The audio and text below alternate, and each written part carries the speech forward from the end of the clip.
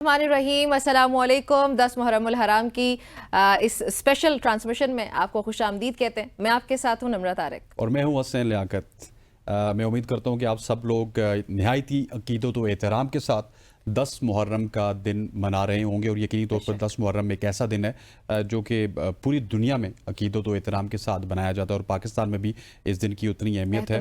اور لیکن 10 محرم پہ جانے سے پہلے نمرہ میں چاہتا ہوں کہ ہم ایک اور ٹاپک ہے جس کی میرا خیال ہے کہ 10 محرم سے بھی ہمیں اس کی مثالیں ملتی ہیں، اور ہمیں آج بھی اسی یکجہتی کی ضرورت ہے، اسی استحکام کی ضرورت ہے جس کی وجہ سے وہ قربانیاں دی گئی تھی۔ بے شک ایسا ہی ہے، اور بالکل جیسے آپ نے ٹھیک کہا کہ پروگرام میں آگے بڑھیں 10 محرم الحرام کے حوالے سے ہم ضرور بات چیت کریں گے۔ ہماری کچھ سیگمنٹس خاص طور پہ اس پہ بات چیت کرنے کے لیے ڈیزائن ہے، لیکن عزم استحکام پاکستانی آپریشن گزشتہ کافی روز سے آپ سب نے، میں نے، حسنین نے، ہم سب نے مل کے اس کے بارے میں کوئی باز گشت سنی ہے، متعدد قسم کی خبریں ہمارے سامنے آتی رہیں۔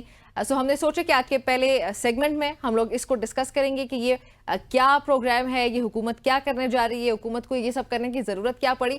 سو ناظرین، آپ کو یاد ہوگا کہ عزم استحکام پاکستان گزشتہ مہینے وزیر اعظم شہباز شریف کی صدارت میں national action plan apex committee کا اجلاس ہوا تھا، جس میں عزم استحکام آپریشن کی منظوری دی گئی۔ پھر اگر ہم بات کریں کہ پاکستان میں ماضی سے لے کر آج تک ایسے ہونے والے فوجی آپریشنز کی، تو متعدد مثالیں، متعدد آپریشنز کا نام ایک دم سے جیسے ہی میں نے ابھی ذکر کیا ہوگا، I'm sure کہ آپ سب کے ذہن میں بھی آیا ہوگا۔ تو یہ پہلی بار نہیں ہو رہا حسنین، اس سے پہلے بھی ہوتا رہا دہشت گردی کے نام پر یا جو بھی۔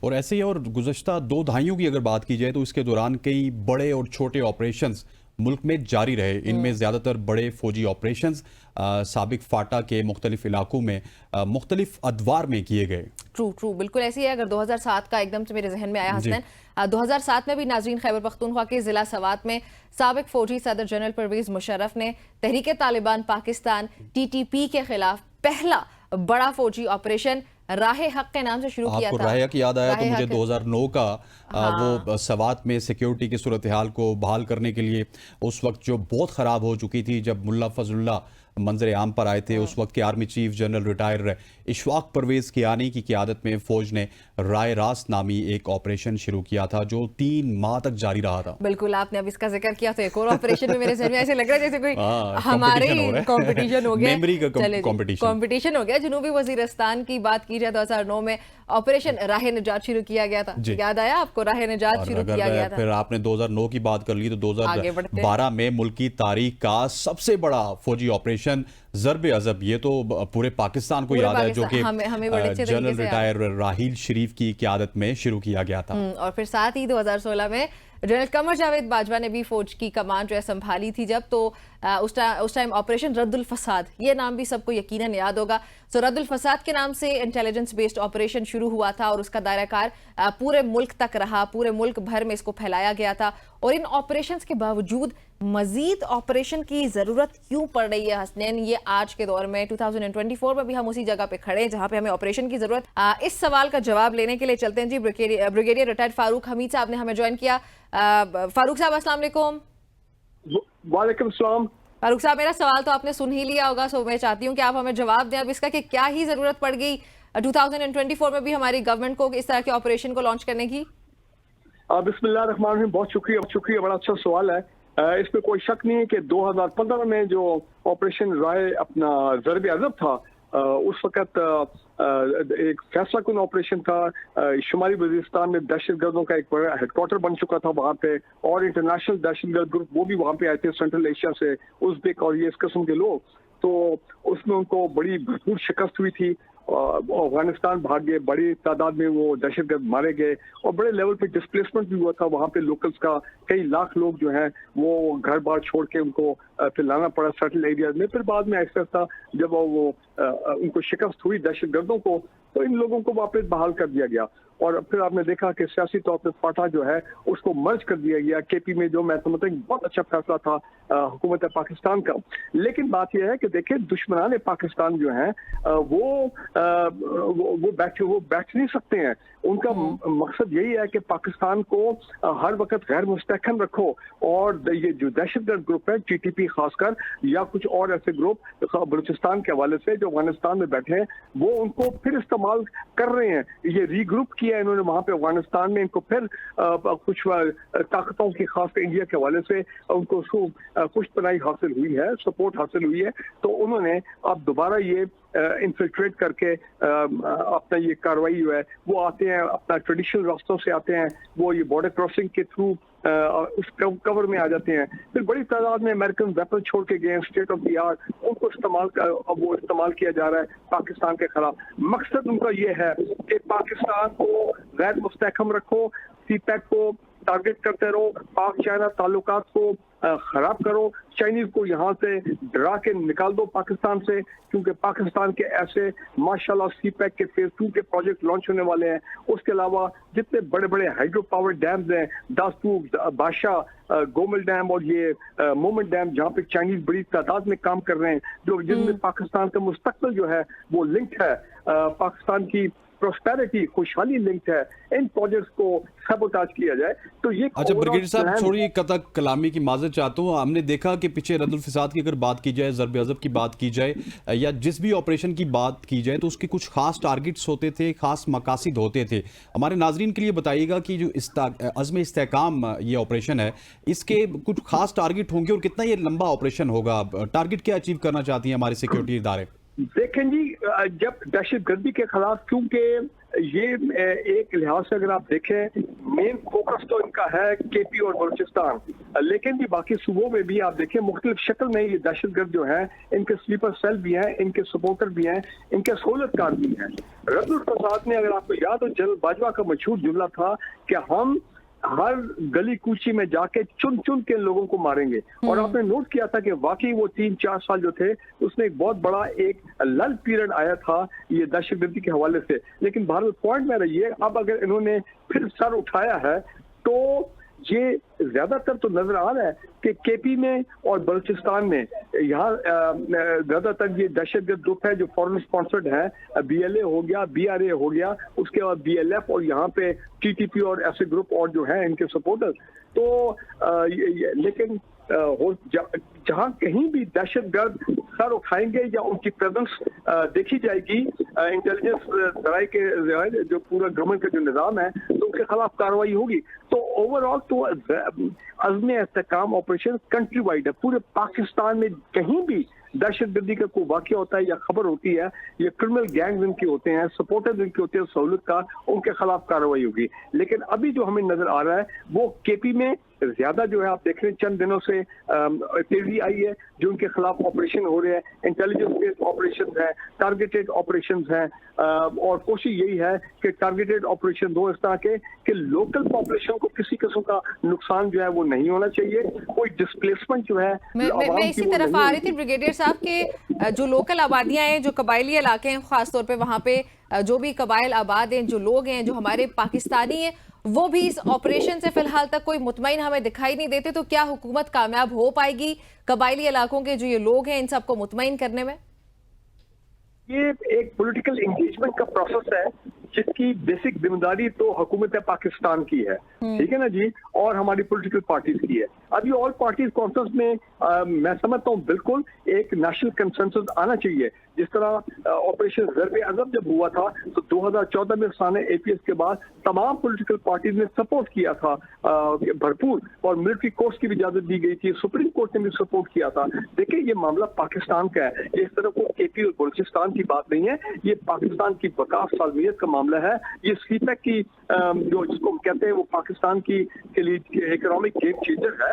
और लेकिन ब्रिगेडियर साहब एक तो मामला ये भी है ना कि जैसे ऑपोजिशन भी कह रही है, ऑब्वियसली जो आप बात कर रहे हैं कि पाकिस्तान की सालमियत की बात है, उस पर हम कभी भी कॉम्प्रोमाइज नहीं कर सकते when it comes to terrorism, लेकिन ये सारी चीजों को ना पॉलिटिकल विक्टिमाइजेशन के लिए भी इस्तेमाल किया जाता है। यही शिकवा अभी इस वक्त ऑपोजिशन का भी हमें दिखाई देता है। तो क्या ये ऑपरेशन पॉलिटिकल गेन्स के लिए इस्तेमाल हो सकता है? देखें हुकूमत पाकिस्तान इससे क्या पॉलिटिकल माइलेज लेगी, ये तो अभी अनफॉर्चुनेटली वो PTI का जो माइंडसेट है और खासकर केपी गवर्नमेंट में वो जो लोग हैं, अब क्योंकि वो उनको इस पॉलिटिकल माइंडसेट से, जिसको कहते हैं ना above political gains, above political mileage, उनको सोचना चाहिए पाकिस्तान के लिए। और बाकी ये सियासी लड़ाई, सियासी महालड़ाई, ये चीजें तो चलती रहती हैं, it is all part of normal politics. लेकिन ब्रिगेडियर साहब, मुझे ये लगता है कि ये पहली दफ़ा हो रहा है तारीख में, जितने भी ऑपरेशंस आप देख लें, कि पहली दफ़ा ये है कि आपका जो ऑपरेशन है वो भी पोलराइज्ड हो रहा है। बहुत सारा सोसाइटी का सेक्टर ऐसा है, जिस तरह निम्रा ने बात की, सिर्फ कबायली नहीं बल्कि पूरे पाकिस्तान में इसके ऊपर बात की जा रही है, और इस ऑपरेशन के जो अज़ाइम हैं उसके ऊपर बात की जा रही है। मतलब सोसाइटी पहली दफ़ा स्प्लिट नजर आ रही है। हालांकि जब भी ऑपरेशन की बात होती थी तो आपकी जो सोसाइटी थी वो एक पेज पे बड़ा थी, सपोर्ट करती थी आपको। आपकी बात सही है, जो सोशल मीडिया का दौर है, आज से 10 साल पहले सोशल मीडिया इतना पाकिस्तान इतना एक्टिव नहीं था, पाकिस्तानी हमारे सियासत इतनी पोलराइज नहीं थी। आपकी बात सही है, क्योंकि सियासत पोलराइज है और जिसकी वजह से ये यहाँ पे भी उसके इफेक्ट जो है नजर आ रहे हैं इसकी सपोर्ट की। मैं समझता हूँ, मैं फिर वही कहूंगा कि ये पॉलिटिकल लीडरशिप की जिम्मेदारी है, ये पीटीआई की लीडरशिप की जिम्मेदारी है। देखें ना, इमरान खान ने कह दिया, ये खबर तो आ गई है कि हम ऑल पार्टीज कॉन्फ्रेंस में बैठेंगे, ठीक है, रिजर्वेशन है, कुछ गुजारिशात करें भाई, जरूर कोई कमी बेशी है उसको ठीक करें, आगे पीछे कोई अपना अमेंडमेंट की जरूरत है या कोई ऐसी एडजस्टमेंट की है, बिल्कुल वो ठीक है, वो उनका हक बनता है। लेकिन ओवरऑल जो हमारा कौमी ऑब्जेक्टिव है, हमारा नेशनल ऑब्जेक्टिव है, वो है इस दहशत गर्दों को जिन्होंने दोबारा सर उठाया, इनके सर को कुचलना। अगर वो नहीं हम करेंगे तो कल को वो ये जो अपना केपी की लीडरशिप है, चाहे अवामी नेशनल पार्टी हो, चाहे पीटीआई हो, चाहे जेयूआई हो, वो सब कह रहे हैं कि कुछ इलाके ऐसे हैं कि 5 बजे के बाद हमारी रेट ही नहीं है, हमारे पुलिस वाले बाहर ही नहीं निकल सकते हैं, और ये जो दहशत गर्द है ये इनका कंट्रोल होता है। तो क्या इस सूरत हाल, क्या ये हमारे लिए कबूल है as a nation, as a federal government, या even as a provincial government? तो मैं समझता हूँ provincial government, हमारी political party जो opposition में है, they have no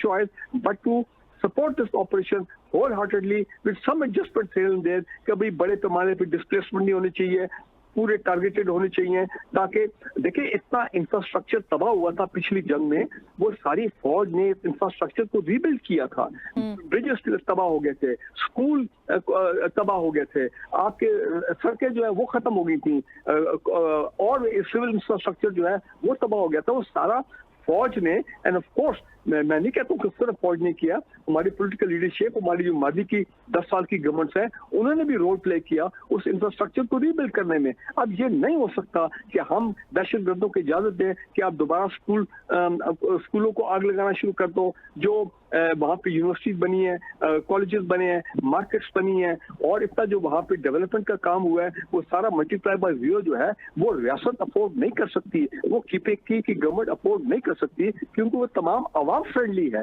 तो मेरी आपसे गुजारिश है कि हमें पीटीआई को भी इस बात पे कायल करना चाहिए कि सियासत को कुछ अर्से के लिए आप साइड पे करें, ये चले करते रहे अपनी सियासत, लेकिन जब पाकिस्तान की बात आती है, पाकिस्तान की बका सलामती की बात आती है, केपी की और बलूचिस्तान की सलाह अपना बका की बात आती है, तो खुदारा तमाम पॉलिटिकल पार्टीज सियासत को छोड़ के रियासत की बात करें। बिल्कुल बिल्कुल बिल्कुल ऐसे ही है। अच्छा ब्रिगेडियर साहब, इसमें ना डिफरेंट पर्सपेक्टिव्स हमारे सामने आते हैं। एक तो ये कि असद कैसर वाली जो बात है कि इससे पहले जैसे आपने भी हमारे इंट्रोडक्शन भी सुना होगा जिसमें हमने मुतादिद ऑपरेशंस की बात की, ऐसा नहीं है कि हमने ये ऑपरेशंस इससे पहले नहीं देखे, ऑब्वियसली इससे भी लार्जर स्केल पे हमने देखे और हम उनको अप्रिशिएट भी करते हैं, जाहिर है उन्होंने कोई ना कोई नतीजा जरूर निकाला है। लेकिन असद कैसर वाली बात है कि इन ऑपरेशन से कंक्लूजन क्या निकला है, इनसे हुआ क्या है? अभी ये ऑपरेशन एक बार एक नया ऑपरेशन होने जा रहा है, आपको क्या लगता है कि जो नताइज हमें चाहिए, जो एक्सट्रीमिज्म के खिलाफ हम जा रहे हैं या टेररिज्म के खिलाफ जा रहे हैं, वो 100% हम अचीव कर लेंगे इस बार? Is that going to be a bigger operation this time? देखें, कोई चीज 100% नहीं होती है, आप लेकिन कोशिश टू अ ग्रेटर एक्सटेंट, हाँ, to a much greater extent, overwhelmingly ये यहाँ पे पॉलिटिकल स्ट्रैटेजी की जरूरत है, जो गवर्नमेंट ऑफ पाकिस्तान की जिम्मेदारी है। यहाँ पे एक सोशल स्ट्रैटेजी की जरूरत है, यहाँ एक मीडिया स्ट्रैटेजी की जरूरत है। मीडिया, आप इस वक्त जो ये प्रोग्राम कर रहे हैं, आप अपना एक बड़ा पॉजिटिव रोल अदा कर रहे हैं पाकिस्तान की खातिर, दहशत गर्दों को खत्म करने के लिए। पब्लिक जो पोलराइजेशन है, इसका लोग थोड़े पोलराइज हैं, उसको खत्म करने के लिए, लोगों के माइंडसेट को ठीक करने के लिए ऑन द राइट लाइन आपका एक रोल है। पॉलिटिकल पार्टीज का रोल है, सबका रोल है। सो मेरा सबका रोल है, लेकिन इस डिस्पैरिटी को मेरा नहीं ख्याल कि इस ऑपरेशन के बाद जो खबरें हमारे सामने आई उस डिस्पैरिटी को मजीद आगे ही फरोग ही दिया है, क्योंकि जिस तरह के बयानात आ रहे हैं, एक हुकूमत की अगर बात करें तो वो कहेगी कि खैबर पख्तूनख्वा ही गढ़ है दहशतगर्दी का, और जब अपोजिशन की बात आएगी तो वो कहेगी पंजाब गढ़ है दहशतगर्दी का। तो ये तो हमारे फिर सूबों में भी तकसीम पैदा कर दी ना इस ऑपरेशन की खबर नहीं। तो इसको खत्म करने के लिए फिर आई थिंक कि हमें सूबों से नेक्स्ट लेवल पे आके पाकिस्तान के लेवल पे बातचीत करनी होगी। एम आई राइट? बात वही है कि ये इस मामले को सुबाइयत वाला रंग जो है नहीं देना चाहिए कि जो पंजाब बिल्कुल सुबाइयत नहीं होनी चाहिए इसमें, तो वो गलत है ना। आपकी सोच पाकिस्तानी होनी चाहिए, आपकी सोच में सुबाइयत नहीं आनी चाहिए। ये नहीं है कि पंजाब से कोई जो लेकिन डॉक्टर साहब, निमरा ने तो सवाल बड़ा खूबसूरत आपके सामने पुट कर दिया, लेकिन मसला ये है ना कि हम जब अपोजिशन में होते हैं हमें सुबाइयत भी याद आ जाती है, लिसानियत भी याद आ जाती है, केपी पंजाब भी याद आ जाता है, लेकिन जब हम गवर्नमेंट में होते हैं तो हम हर चीज को सपोर्ट कर रहे होते हैं अनफॉर्चुनेटली। गलत है ना, मैं यही तो कह रहा हूँ। यही तो आपका काम है, मेरा काम है, हम लोगों का काम है, बाकी और लोगों का काम है। सोशल मीडिया के जो हमारे एक्टिविस्ट हैं, जो जाहिर बात है सबकी सोच पाकिस्तानियत है, वो हमारा काम है कि हम जाके हर प्लेटफॉर्म के ऊपर ये पाकिस्तानियत की जो है वो बात करें। सुबाइयत तो सुबाइयत हो गया, ये फिरका वराना टाइप चीज होगी, कोई रिलीजियस टच हो गया, एथनिसिटी होगी। We should all rise above that. देखें, जब मुश्किल वक्त आता है उस वक्त तमाम लोग जो हैं वो अपने जो बाकी डिफरेंसेस हैं उनको छोड़ के इकट्ठे हो जाते हैं, एक कौम बन जाते हैं। ये, और मैं आपको बता दूं, ये पाकिस्तानी कौम बड़ी अजीम कौम है। इन्होंने पिछली वॉर टर्म में 70,000 लोगों की कुर्बानी दी थी, एक पाकिस्तानी ने उफ तक नहीं किया। 8 से 10,000 फौजी अफसर जवान शहीद हुए, पुलिस वाले इतनी बड़ी तादाद में शहीद हुए, इंटेलिजेंस के लोग शहीद हुए, लेकिन आज भी वही लोगों की कुर्बानी की वजह से, आवाम की कुर्बानी की वजह से हमारा मुल्क इन्हीं कुर्बानियों की वजह से चल रहा है। ब्रिगेडियर साहब साथ ही हमें ज्वाइन किया शौकत यूसुफजई ने, पाकिस्तान तहरीक इंसाफ के रहनुमा। शौकत साहब, हम ये बताइएगा कि ये ऑपरेशन एपीसी में शिरकत की आप लोगों की तरफ से, आपकी जमात की तरफ से खबरें तो आना शुरू हो चुकी हैं कि आप लोग उस पर पार्टिसिपेट करने जा रहे हैं, लेकिन क्या आपसे मैं एक बार फिर से चाहूंगी कंफर्मेशन के लिए, आप लोग इस ऑपरेशन को सपोर्ट करते हैं? बिस्मिल्लाहिर्रहमानिर्रहीम, बहुत शुक्रिया। देखिए, एपीसी बुलाने का मकसद क्या है? एपीसी बुलाने का मकसद मुशावरत है, और ऑपरेशन जाहिर है इस मुल्क में दहशतगर्दी 20-25 सालों से है, और ये हम सब की जिम्मेदारी है कि इसका खात्मा हो। और अमन के क़याम के लिए जो भी इक़दाम होता है मुशावरत से हो तो उसमें फायदा भी होता है और उसको कामयाबी भी होती है। तो मेरे ख्याल से अगर नौमान की सूरत-ए-हाल बेहतर बनाने के लिए जो भी स्टेप उठाया जाएगा, ये पाकिस्तान हम सब का है, तो कोई भी उससे यानी पाकिस्तानियत से कोई इनकार कर नहीं सकता। और यही वजह है कि तहरीक इंसाफ की 1000 इख्तिलाफात गवर्नमेंट के साथ हो, लेकिन जब पाकिस्तान की बात आती है तो फिर वो इख्तिलाफात फिर एक तरफ रख दिए जाते हैं। APS का वाक़या आपके सामने, यूसुफजई साहब, तो फिर जब ये इस ऑपरेशन का ऐलान हुआ था तो आपकी जमात की तरफ से काफी रिएक्शन हमारे सामने आया देखने में, और वो रिएक्शन कुछ अच्छा नहीं था। वो यही था कि आप लोगों के कुछ रिजर्वेशन थे इस ऑपरेशन के हवाले से, तो वो अब कुछ हद तक बेहतर हुआ। हुकूमत की तरफ से कोई आप लोगों को लगता है कि एपीसी में या उससे पहले भी आप लोगों की कोई बातचीत जो भी हुई अभी तक, इस पे आपके नैरेटिव को सुनने के लिए हुकूमत रेडी है? देखिए, एपीसी इसीलिए बुलाई गई है ना कि हर पार्टी अपना मौकफ रखे, हाँ जी, और कोई बेस्ट वे निकालेगा ताकि दहशतगर्दी के खात्मे पे तो सारे मुताफिक, कैसे खत्म हो, क्या तरीका इख्तियार किया जाए, वो उस पे जाना होगा। तो मेरे ख्याल से जो इख्तिलाफ आया उसकी बुनियादी वजह तो शायद ये थी ना कि सबसे जो बुनियादी वजह थी इख्तिलाफात की, वो ये थी कि एकदम जब कमेटी की मीटिंग हुई उसमें ऑपरेशन का जिक्र नहीं था, और उसका हवाला वज़ीर आला साहब ने पहले भी नहीं दे दिया कि जी ऑपरेशन की कोई बात नहीं हुई, और फिर उसको एंडोर्स किया 2 दिन बाद वज़ीर इत्तलात ने कि जी वो CM KP ने बिल्कुल सही कहा है। तो 2 दिन तो जो वफाकी हुकूमत के जो नालायक वज़रा हैं उन्होंने उस चीज़ को मुतनाज़ा बनाया। अगर शुरू दिन से ही वो कह देते कि हाँ ठीक है। लेकिन शौकत साहब, मुझे ये बताइए कि कुछ तो वजह है ना कि इस दफ़ा जो ही ऑपरेशन का ऐलान हुआ तो पोलराइजेशन बहुत ज़्यादा नज़र आई, बहुत ज़्यादा हमें इसके खिलाफ बातें नज़र आई, तो इसकी सिर्फ ये वजह तो नहीं होगी? आपको पता है कि माजी में भी ऑपरेशन इसी तरह अचानक से ही शुरू हुए, अचानक से उनके पीछे पूरी कौम खड़ी हो गई। नहीं, अचानक शुरू नहीं हुए। नहीं, रीजन तो कुछ होती थी, लेकिन फैसले तो आपको पता है कि एकदम से होते थे। नहीं, ایسی ہے آپ غلط فہمی ہو رہی ہے. یوسف زئی صاحب آپ کے سی ایم میٹنگ میں موجود نہیں تھے, اس میں حکومت تو کہتی ہے کہ جی جی جی آپ بیان کر لیں پلیز. میں وزیر اطلاعات رہا ہوں, مجھے پتا ہے کہ جب بھی آپریشن ہوتا تھا باقاعدہ صوبائی حکومت کو آن بورڈ لیا جاتا تھا اور وہ سارے معاملات طے ہوتے تھے. اب یہ نہیں پتا ہے ایک دم اچانک, اور میں نے جیسے آپ سے کہا نا کہ ایک چیز ہوئی نہیں ہے تو اس میں مخالفت اور حمایت کی تو بات ہی ختم ہو گئی نا. جب کمیٹی کے اندر ایپیکس کمیٹی میں جب آپریشن کی بات ہی نہیں ہوئی تھی, اور وہ میں نے جیسے کہا کہ وزیر اطلاعات نے خود 2 دن بعد تسلیم کر کے جہاں وہ کے پی جو چیف منسٹر ہے اس نے بالکل صحیح کہا ہے, یہ ذکر نہیں ہوا ہے لیکن ہم کرنا چاہتے ہیں. تو دیکھیے آپ اگر ہمارا جلسہ اسلام آباد میں اس لیے ملتوی کرانا چاہتے ہیں کہ وہاں پہ دہشت گردی کا خطرہ ہے, اور اگر آپ کراچی میں ملتوی کرانا چاہتے ہیں لاہور میں کہ بھی دہشت گردی کا خطرہ ہے, تو جب دہشت گردی کا خطرہ وہاں ہے تو پھر تو آپریشن وہاں سے شروع کریں نا. یہاں تو ہم نے مانسرا میں جلسہ کر دیا, اور اس سے پہلے سوات میں جلسہ کر دیا. تو دیکھیں بات ہی لاجک پہ بات کریں. ہم چاہتے ہیں کہ جو بھی آپریشن ہو, جو بھی اقدام ہو, وہ مل کر ہو اور مل بیٹھ کے فیصلے کرنے چاہیے, مل بیٹھ کے فیصلہ کرنا چاہیے. بہت شکریہ شوکت صاحب. صوبے کو سنگل آؤٹ کر کے یہ بتائیں کہ جی ہم آپریشن کر رہے ہیں کیونکہ وہاں پہ دہشت گردی ہے. تو کیا یہ خطرہ کراچی میں نہیں ہے, کیا یہ بلوچستان میں نہیں ہے؟ ایسے آپ کی بات بالکل ٹھیک ہے. ہم نے بھی ابھی یہی بات کی کہ صوبائیت کو پروموٹ نہیں کرنا چاہیے. آپریشن اگر ہے دہشت گردی کے خلاف تو عوام اور ادارے سب مل کے اس پہ ایک ہی پیج پر ہیں, اور ہم یہی چاہتے ہیں کہ آپریشن جو پاکستان کی سالمیت کے لیے. شوکت صاحب آپ کا بہت شکریہ, بریگیڈیئر صاحب آپ کا ہمیں جوائن کرنے کے لیے بہت شکریہ. ناظرین گفتگو آپ نے اس کے آپریشنز جو بھی ہیں ہماری تو یہ دعا ہے حسنین کہ وہ پاکستان کی سالمیت ہو, پوری قوم ایک پیج پہ ہو, جس طرح پہلے بھی آپریشنز میں قوم ایک پیج پہ تھی, کیونکہ یہ ملک کی سلامتی کا مسئلہ ہے. ہمیں اپنے داخلی ایشوز کو, پولیٹیکل ایشوز کو آپریشن کے ساتھ ہم اس کو نہیں ریلیٹ کر سکتے. بالکل ایسے ہی ہے ناظرین. یہاں پہ وقت ہوا ہے ایک بریک لیتے ہیں. بریک کے بعد جب واپس آئیں گے امپورٹنٹ ٹاپک سے ڈسکشن کے لیے ہمارے ساتھ ہی رہیے گا.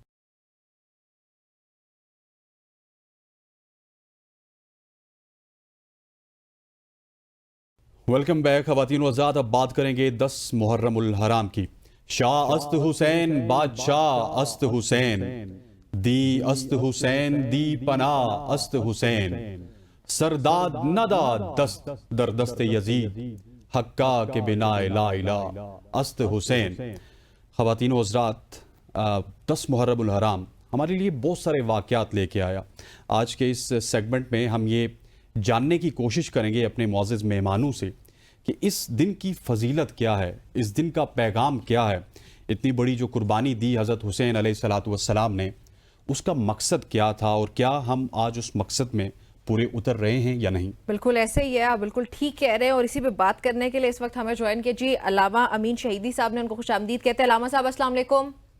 وعلیکم السلام ورحمۃ اللہ وبرکاتہ. علامہ صاحب سب سے پہلے جو حسنین نے سوال پوچھا اسی کے ساتھ آگے آؤں گی کہ جو قربانیاں دی گئیں اسلام کی بقا کے لیے, اسلام کی سربلندی کے لیے, کیا آج ہم اپنے اس آج کے دور میں بحیثیت مسلمان ان ساری قربانیوں کو آگے لے کر صحیح طریقے سے, صحیح انداز سے آگے بڑھ رہے ہیں؟ بسم اللہ الرحمن الرحیم. دیکھیے یہ ڈیپینڈ کرتا ہے سوال اس بات پر کہ ہمیں کربلا کو کس پہلو سے سمجھنے کی. کربلا اگر صرف کچھ رسموں کا نام ہو تو یہ تمام دنیا والے مسلمان اس پر عمل کر رہے ہیں, لیکن اگر کربلا کسی پیٹرن آف لائف کا نام ہے, اگر کربلا انسانیت کی نجات کا پیامبر ہے, اگر کربلا شعور انسانی کے بیدار ہونے کا ذریعہ ہے, اگر کربلا غیرت ایمانی کے اظہار کا میدان ہے, اگر کربلا ظلم کے مقابلے میں مظلوم کی آواز کا نام ہے, اگر کربلا ظالموں کے مقابلے میں تمام مظلوموں کو متحد کرتا ہے, تو اس صورت میں پھر ہمیں دیکھنا پڑے گا کہ آج غزہ کی صورتحال کے سامنے آیا امت اس طرح سے کھڑی ہے جس طرح سے کربلا کا پیغام ہے. باقی دنیا میں موجود کرپشن کے خلاف مسلمان اس طرح سے کھڑے ہیں جس طرح سے کربلا کا پیغام ہے اور کربلا کی خواہش ہے. اس سے آپ کا جواب نفی میں ہوگا. لیکن ایک اور پہلو ہے, وہ پہلو بڑا اہم ہے, وہ یہ ہے کہ کم از کم کربلا کا جو شعور ہے اس شعور نے اس حد تک ہلایا ضرور ہے کہ چاہے کوئی بھی حکمران اچھا علامہ صاحب آپ کی ظاہر کرے, خود کو اللہ کا بندہ ظاہر کرے، لیکن اگر اس کا عمل دین کے مطابق تو لوگ اس کو دین کے حوالے سے قبول کرنے کے لیے تیار نہیں ہوتے. لہٰذا آج کی دنیا میں جتنے بھی لوگ آپ کو نظر آتے ہیں حکمرانوں کی صورت میں، لوگ ان کو دین کے حوالے سے 0 نمبر دیتے ہیں اور دینی اقدار اور ویلیوز کے حوالے سے ان کو کبھی بھی فالو نہیں کرتے. یہی کیفیت امام حسین علیہ السلام نے یزید کے حوالے سے اپنی قربانی کے ذریعے سے پیدا کر دی تھی کہ یزید اگرچہ جس مسند پر بیٹھا تھا وہ مسند رسول کی مسند تھی اور اس مسند کا اپنا ایک تقدس تھا، لیکن یزید نے آ کر اس مسند کو چونکہ پامال کیا، اس لیے امام حسین علیہ السلام نے مسند یزیدیت پر بیٹھے ہوئے لوگوں کو بے نقاب کر کے دنیا کو بتا دیا کہ صرف نام لینے سے انسان مسلمان نہیں بنتا، مسلمان بننے کے لیے اس کے کردار کا اسلامی ہونا، قرآنی ہونا ضروری ہے. آج کی دنیا جو بات سب سے اہم ہے وہ یہ ہے کہ 57 اسلامی ممالک مل کر بھی وہ کردار ادا نہیں کر پا رہے جو حسین ابن علی کی آواز کے نتیجے میں امت جو کردار ادا کر سکتی ہے. لہٰذا اگر آج کی دنیا میں خرابیاں ہیں تو وہ خرابیاں اس لیے ہیں کہ امام حسین علیہ السلام کے اس پیغام پر عمل کے حوالے سے ہمارے حکمران اس میدان میں کھڑے نہیں ہیں، ہمارے علماء اس میدان میں کھڑے نہیں ہیں. لہٰذا اگر جس معاشرے کے اندر عمرا، حکمران اور علماء اس سیرت پر عمل نہ کر سکیں تو وہ معاشرہ کبھی بھی سدھر نہیں پاتا. تو آج چاہے پاکستان کا معاشرہ ہو یا باقی اسلامی ممالک کا، ان کا المیہ یہی ہے کہ رہ گئی رسم ازاں، روح بلالی نہ رہی. تو کربلا کا نام تو نظر آتا ہے لیکن وہ روح نظر نہیں آتی. ہاں، جن قوموں میں وہ روح نظر آئی ہے وہ غزہ کے وہ نہتے لوگ ہیں، عراق کے کوئی شک نہیں، اور یمن کے وہ نہتے لوگ ہیں جن پاؤں میں جوتے نہیں، لیکن کربلا کی طرح سے اور کربلا والوں کی طرح سے وہ اسرائیل کے مقابلے میں، صہیونیت کے مقابلے میں، ظالموں کے مقابلے میں. علامہ صاحب میں چاہتا ہوں کہ ہم تھوڑا سا، کیونکہ ہم نے آپ کے ساتھ آگے بھی بہت دیر بات کرنی ہے، تھوڑا سا 10 محرم کے حوالے سے آج بات کی جائے کہ کیوں اس کی دین اسلام میں بہت زیادہ اہمیت ہے. حضرت حسین کی قربانی کے حوالے سے بات کی جائے، اور یہ 10 محرم کا دن تو ویسے ہی اسلام میں بہت زیادہ اہمیت کے حامل تھا، اور اوپر سے حضرت حسین علیہ السلام کی قربانی اور وہ 72 لوگ جو کہ کربلا میں موجود تھے. اس حوالے سے بات کریں، پھر انشاءاللہ آگے جا کے اور بھی آپ سے ہم معلومات لیں گے. بہت خوب. دیکھیے، امام حسین علیہ السلام نے 10 محرم کو جو قربانی دی ہے، اس قربانی کے ہدف کی ضرورت ہے کہ وہ ہدف کیا ہے. کیا یزید کے دور میں لوگ نماز پڑھتے تھے یا نہیں پڑھتے تھے؟ جواب آپ کا بالکل پڑھتے تھے. حج کرتے تھے یا نہیں کرتے تھے؟ بالکل کرتے تھے. روزہ رکھتے تھے یا نہیں رکھتے تھے؟ بالکل رکھتے تھے. کیا یزید نے نماز پر، حج پر، روزے پر اور باقی عبادات پر کوئی پابندی لگائی تھی؟ نہیں لگائی تھی. تو پھر امام حسین نے کیوں قیام کیا؟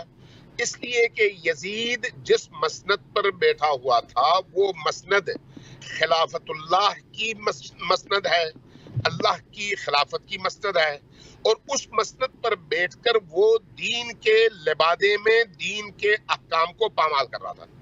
وہ ہر ناجائز کام کو جائز قرار دیتا تھا، کرپشن وہ کرتا تھا، بے حیائی وہ کرتا تھا، وہ حرام کو حلال کرتا تھا، حلال کو حرام کرتا تھا.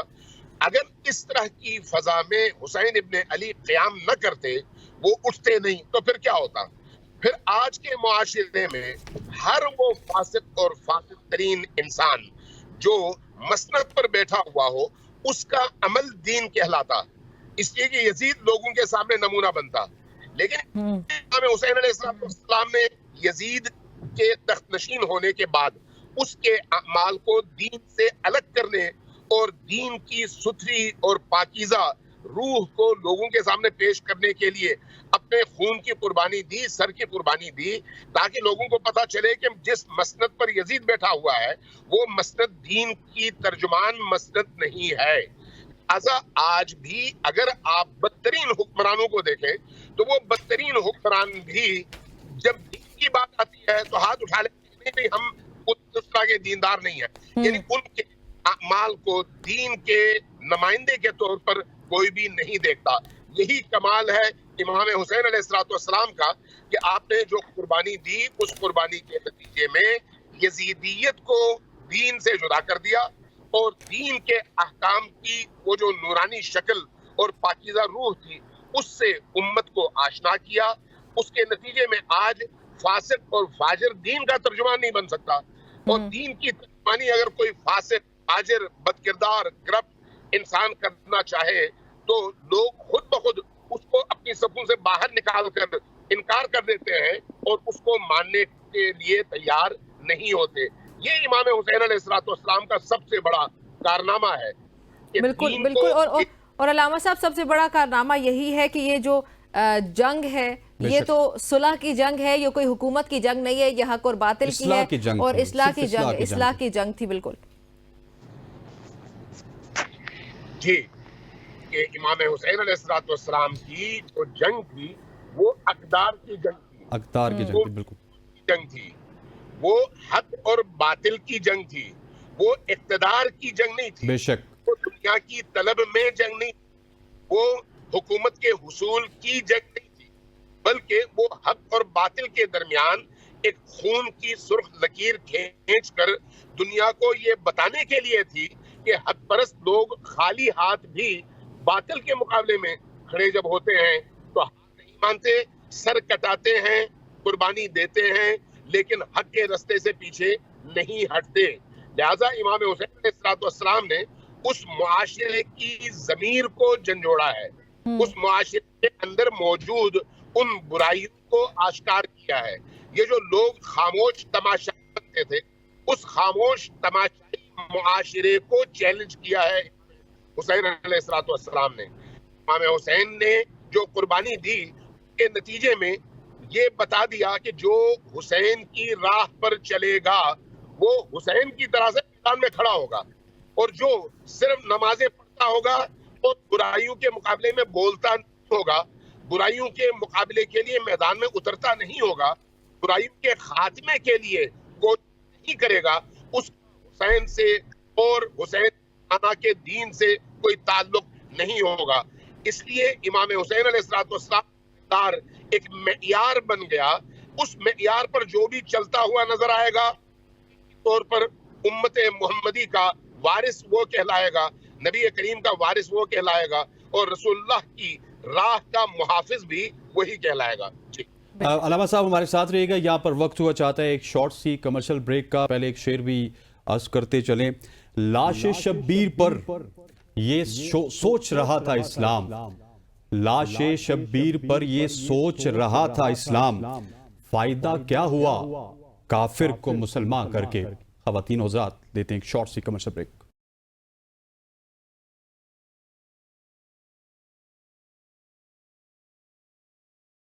वेलकम बैक जी। ब्रेक के बाद आपको खुश आमदीद कहते हैं।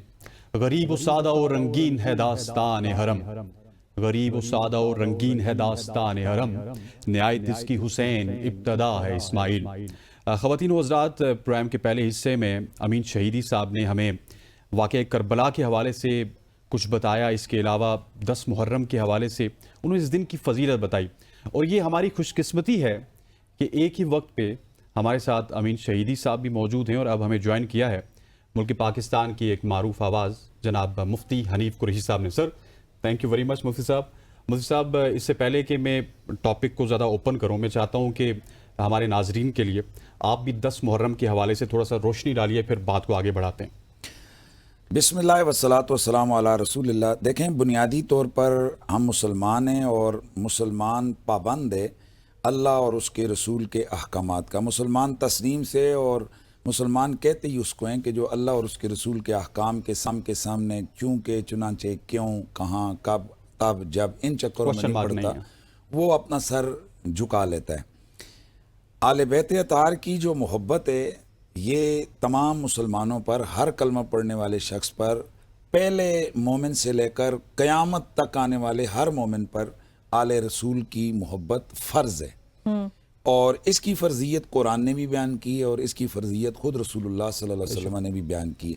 और मैं ये बात बड़ी ज़िम्मेदारी से आपके सामने अर्ज़ कर रहा हूँ कि जो मैं इतने पिछले 2-3 अशरों में मैं सीख सका या पढ़ सका या पढ़ा सका, اس کا رزلٹ جو میرے سامنے آیا وہ یہی ہے کہ اللہ کے رسول نے اپنی زندگی میں اتنا نماز پہ زور نہیں دیا. میں آج آپ کے اس پلیٹ فارم پہ کہہ رہا ہوں, ویسے سب سے زیادہ کہا جاتا ہے جی نماز پہ حضور نے زور دیا, کوئی کمپرومائز, لیکن میں گارنٹی سے کہتا ہوں کہ اللہ کے رسول نے اتنا نماز پہ زور نہیں دیا جتنی اپنی اہل بیت کی محبت پہ زور دیا. کیا کہنا ہے. اور اس کے ساتھ بے نمازگی سے, یعنی نماز کو ترک کرنے پر جتنی وعیدیں ہیں وہ کتنی ہیں جی, جہنم میں یوں جلایا جائے گا, یوں کیا جائے گا.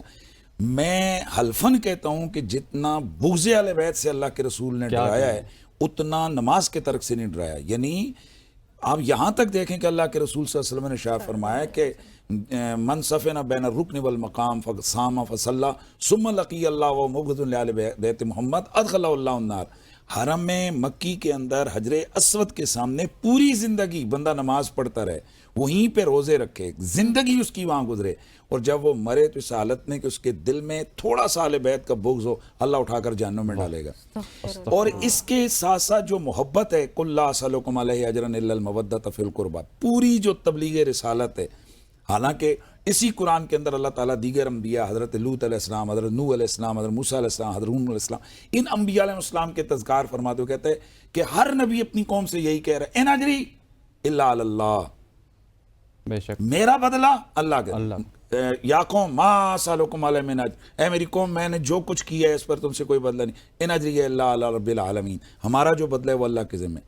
کوشچن یہ ہے کہ عام جو باقی نبی ہیں وہ یہ کہہ رہے ہیں کہ ہمارا بدلہ اللہ ہمیں عطا کرے گا, تو خود رسول خدا سے اللہ تعالیٰ کیوں کہلوا رہا ہے کہ حبیب آپ خود فرماؤ کہ جو کچھ میں نے تم پر کرم احسانات تبلیغ دین عطا کی اس کو کچھ بدلہ نہیں مانگتا, الا المودۃ فی القربى. اس اجر رسالت میں کیا مانگتا ہوں میں, اجر عطا میں کیا مانگتا ہوں میں, جو کچھ میں نے تمہیں دیا میں تم سے اپنے قرابت داروں کی مودت مانگتا ہوں. بے شک. اب یہ اس کی اہمیت اس قدر تھی کہ صحابہ حضور کی خدمت میں عرض گزار ہوئے, یا رسول اللہ یہ کون کون بندے ہیں جن کا پیار اور محبت ہم پر فرض کیا گیا. یعنی یہ نہیں پوچھا کہ اس کا حکم کیا ہے, چونکہ اس کی اہمیت کو کہ اجر رسالت کے بدلے میں مودت, اس لیے انہوں نے کہا کون ہے. اللہ کے نبی نے ان میں سے جو عام ترین ٹاپ کے اوپر شخصیات ہیں ان کا نام لیا. ان میں ایک علی, ایک فاطمہ, ایک حسن, ایک حسین ہے. یہ جو محرم الحرام ہے, یہ 10 محرم کی آپ نے بات کی, اس محرم الحرام کو ایک خاص مناسبت اہل بیت اطہار کے ساتھ, اور یہ جو ایام ہوتے ہیں یہ اپنے اندر جو ان کے دامن میں جو تاریخی واقعات ہوتے ہیں, جب جب یہ ایام لوٹ کے آتے ہیں وہ یادیں ساتھ لے کے آتے ہیں. جب محرم لوٹ کے آتا ہے تو وہ 60 ہجری والا کربلا کا واقعہ, وہ جو واقعہ کربلا ہے وہ اس کو لے کر آتے ہیں. اور وہاں کیا ہوا, وہاں ایک طرف عظیمت ہے, ایک طرف صبر ہے, ایک طرف انتہا کی وفا ہے, ایک طرف انتہا کا جسے کہتے ہیں نا عظیمت کے اوپر ثابت قدمی ہے اور حق ہے, اور دوسری طرف ظلم ہے, جفا ہے, اور دوسری طرف جسے کہتے ہیں کہ اسلام سے دوری ہے اور دھوکہ ہے, سب کچھ ہے. اب وہ حق, وہ وفا, وہ عظیمت کا سربراہ اس وقت کون کھڑا ہے, وہ ہے نواسہ رسول, جگر گوشے بطول, شہزادہ گلگوں کو پاس, سید الشہداء, وہ کہ جو تطہیر کی آیت میں ہیں, وہ جو مودت کی آیت میں ہیں, وہ جو مباہلے والوں میں شامل ہیں, وہ جو رسول اللہ کے لعاب دہن کی گھٹیاں لے رہے ہیں, وہ جو رسول کے سینے پہ آرام کر رہے ہیں, وہ جو نبی کی زلفوں کو پکڑ کر چلا رہے ہیں, اور خود رسول اللہ نیچے جھک کر ان کو اپنی کندھوں پہ سوار کر کے ان کو خوش کر رہے ہیں اور فرماتے ہیں نعم المطیۃ مطیۃکما, او حسنین کریمین, تم میرے کندھے پہ چڑھو, کیا تمہاری سواری ہے, نعم الجمل جملکما, کتنا پیاری تمہارا سواری کا اونٹ ہے. اور پھر خود ہی فرماتے ہیں نعم الادلان, سوار بھی تو کتنے پیارے ہیں. کون ہے وہ امام حسین, خلیفہ راشد, حضرت سیدنا فاروق اعظم جیسا وہ سطوت والا, وہ روب والا, وہ کمال والا بندہ کہ بڑے بڑے جناب جہاں کامتے ہیں, وہ ممبر پہ بیٹھے اور یہ شہزادے کہتے ہیں میرے نانے کے ممبر سے اترو. وہ یہ نہیں کہتے ہیں کہ وہ یہ بچہ کون ہے, پھینک تو ایسے اٹھا کر باہر. خلیفۃ المسلمین کو کہہ رہا ہے جمعے والے دن مجمع اصحاب میں کہ اترو میرے نانے کے ممبر سے. اللہ وہ اترے, اتر کر ان کو اٹھایا, اٹھا کر پاس بٹھایا, اور بٹھا کر اس سے پہلے کا جو منظر سیر اعلام النبلاء میں حافظ ذہبی نے لکھا ہے وہ انسان کو رلا دیتا ہے. آپ نے اپنے سر کا امامہ اتارا, امامہ اتار کے یوں کیا اور سر جھکا کے فرمایا حسین, عمر کے سر پہ یہ جو عزت والے بال ہے نا, یہ جو ہمارے سروں پہ عزت کی پگڑی ہے, یا رب نے دی ہوئی یا تم آل محمد نے دی. اللہ اکبر, اللہ اکبر. اب عمر کتنی ہے حسنین کریمین کی جب حضور دنیا سے جا رہے ہیں, 6 سال 7 سال, یہی ہے. اسی طرح میں نے بڑے بڑے مجموعوں میں لوگوں سے سوال کیا ہے کہ کیا 7 سال یا 8 سال کی عمر کے بچے کو آپ ناظم بنا دیں گے؟ کہا نہیں. کبھی حالانکہ چلو یار سب سے سستا معاملہ ہمارے مولویوں کا ہوتا ہے نا، علماء کا، کہ جہاں پر سرخ رومال پہن کے چلے جاؤ مسجد میں لوگ نمازی امام رکھ لیتے ہیں. چلو یار 7 سال کے بچے کو امام مسجد رکھ لو یار. کہتے نہیں یہ نہیں ہو سکتا، بچہ ہے، یہ نابالغ ہے. میں آج کے آپ کے اس پروگرام کی وساطت سے تمام خواتین و حضرات کی بارگاہ میں کویسچن رکھ رہا ہوں، اور اس کو سوچئے گا، تھوڑا نہیں پورا سوچئے گا، کہ میں اور آپ تو ایک بچے کو ناظم نہ بنائیں، اس کو ایک کونسلر کے لیے نہ، اس کو کوئی عام سی نوکری نہ دیں. حتیٰ کہ یہی شریعت کے جو ہمارے فقہ کے مسائل ہیں وہ کہتے ہیں اگر یہ بچہ جا کر آپ کے ایک ماچس کی ڈبیا خرید کے لائے، اس کا سودا ٹھیک نہیں ہے، بے شرع نہیں ہے، یہ نابالغ ہے، نہ سمجھے نہیں ہے. تو میں اور آپ تو ایک امام مسجد نہ بنائیں. کبھی رسول اللہ کی خدمت میں بھی عرض کی ہے کہ یا رسول اللہ، چھوٹے بچوں کو ہم تو نماز کا امام نہیں بناتے، ایک چھوٹا سا عہدہ نہیں دیتے، آپ نے حسنین کریمین کو جنت کا مالک بنا دیا ہے، الحسن والحسین و سیدہ شباب اہل الجنہ. یہاں سے پتہ چلا یہ بچے بھی پھر اور بچوں جیسے نہیں ہیں، یہ شہزادے اور شہزادوں جیسے نہیں ہیں. یہ کون ہیں؟ یہ ہو بہو تصویر مصطفیٰ ہیں. ان کی زبان سے کلام الہی جاری ہوتا ہے، ان کی ادائیں وہی عین سنت مطہرہ کا احیاء ہے. کیا بات ہے، کیا بات ہے سر. امین شہیدی صاحب آپ کی طرف آئیں گے. اب جو رخ ہے اس کا وہ اہل بیت اطہارہ کی طرف چلا گیا، اور جس طرح امام حسین علیہ الصلوۃ والسلام کے حوالے سے کچھ بیانات یہاں پہ ہمیں دیکھنے کو ملے حنیف قریشی صاحب کی جانب سے، اس کے اوپر تھوڑا سا آپ روشنی ڈالیے، پھر آگے چلتے ہیں اور واقعہ کربلا کے اوپر بات کریں گے. میں خراج تحسین پیش کرتا ہوں مفتی حنیف قریشی صاحب کو. انہوں نے بڑی خوبصورت، جامع اور روایات اور احادیث کے عین مطابق باتیں کی ہیں. میں اس میں سے ایک سٹیپ آگے بڑھتا ہوں کہ یہ ذہن میں رکھیے گا کہ اس میں کوئی شک نہیں کہ اہل البیت علیہ السلام کی محبت ایمان ہے، لیکن اس محبت کا جو مطلب ہے وہ پیروی ہے، صرف محبت نہیں ہے. محبت ہر اس چیز سے ہوتی ہے جس میں کوئی حسن، جس میں کوئی کمال ہو، جس میں ایسی کشش ہو جو دوسروں میں نظر نہ آئے. تو اس لیے اہل البیت سے محبت ہندو بھی کرتا ہے، اس لیے کہ اہل البیت اس قابل ہے کہ ان سے محبت کی جائے. ان سے محبت عیسائی بھی کرتا ہے، ان سے محبت سکھ بھی کرتے ہیں. اس لیے آپ کو اردو زبان میں بڑے بڑے شعراء ہندو ملیں گے، سکھ ملیں گے، حتیٰ دہری ملیں گے، جو اہل البیت میں علی کی فضیلت میں، امام حسین کی فضیلت میں، اہل البیت کے باقی افراد کی فضیلت میں کلام کہتے ہوئے نظر آئیں گے. لیکن یہ جو محبت ہے یہ فطری محبت ہے. اسلام نے جس محبت پر زور دیا ہے وہ اس فطری محبت کے ساتھ ساتھ اس سے اگلا قدم ہے، اور وہ قدم نبی پاک کی اس حدیث میں موجود ہے جس کی تائید علماء اہل سنت بھی اور علماء تشیع بھی کرتے ہیں، کہ نبی کریم نے فرمایا کہ انی تارکن فیکم الثقلین کتاب اللہ وعطرتی ما ان تم بہما لن تضلوا بعدی ابدا. میں تمہارے درمیان دو چیزیں چھوڑ کر جا رہا ہوں، ایک کتاب اور ایک میری اہل البیت. ان دونوں سے تمسک اختیار کرو. تمسک کا مطلب محبت نہیں ہے، بلکہ محبت سے اگلا سٹیپ ہے، اور وہ کیا ہے؟ مضبوطی سے پکڑنا.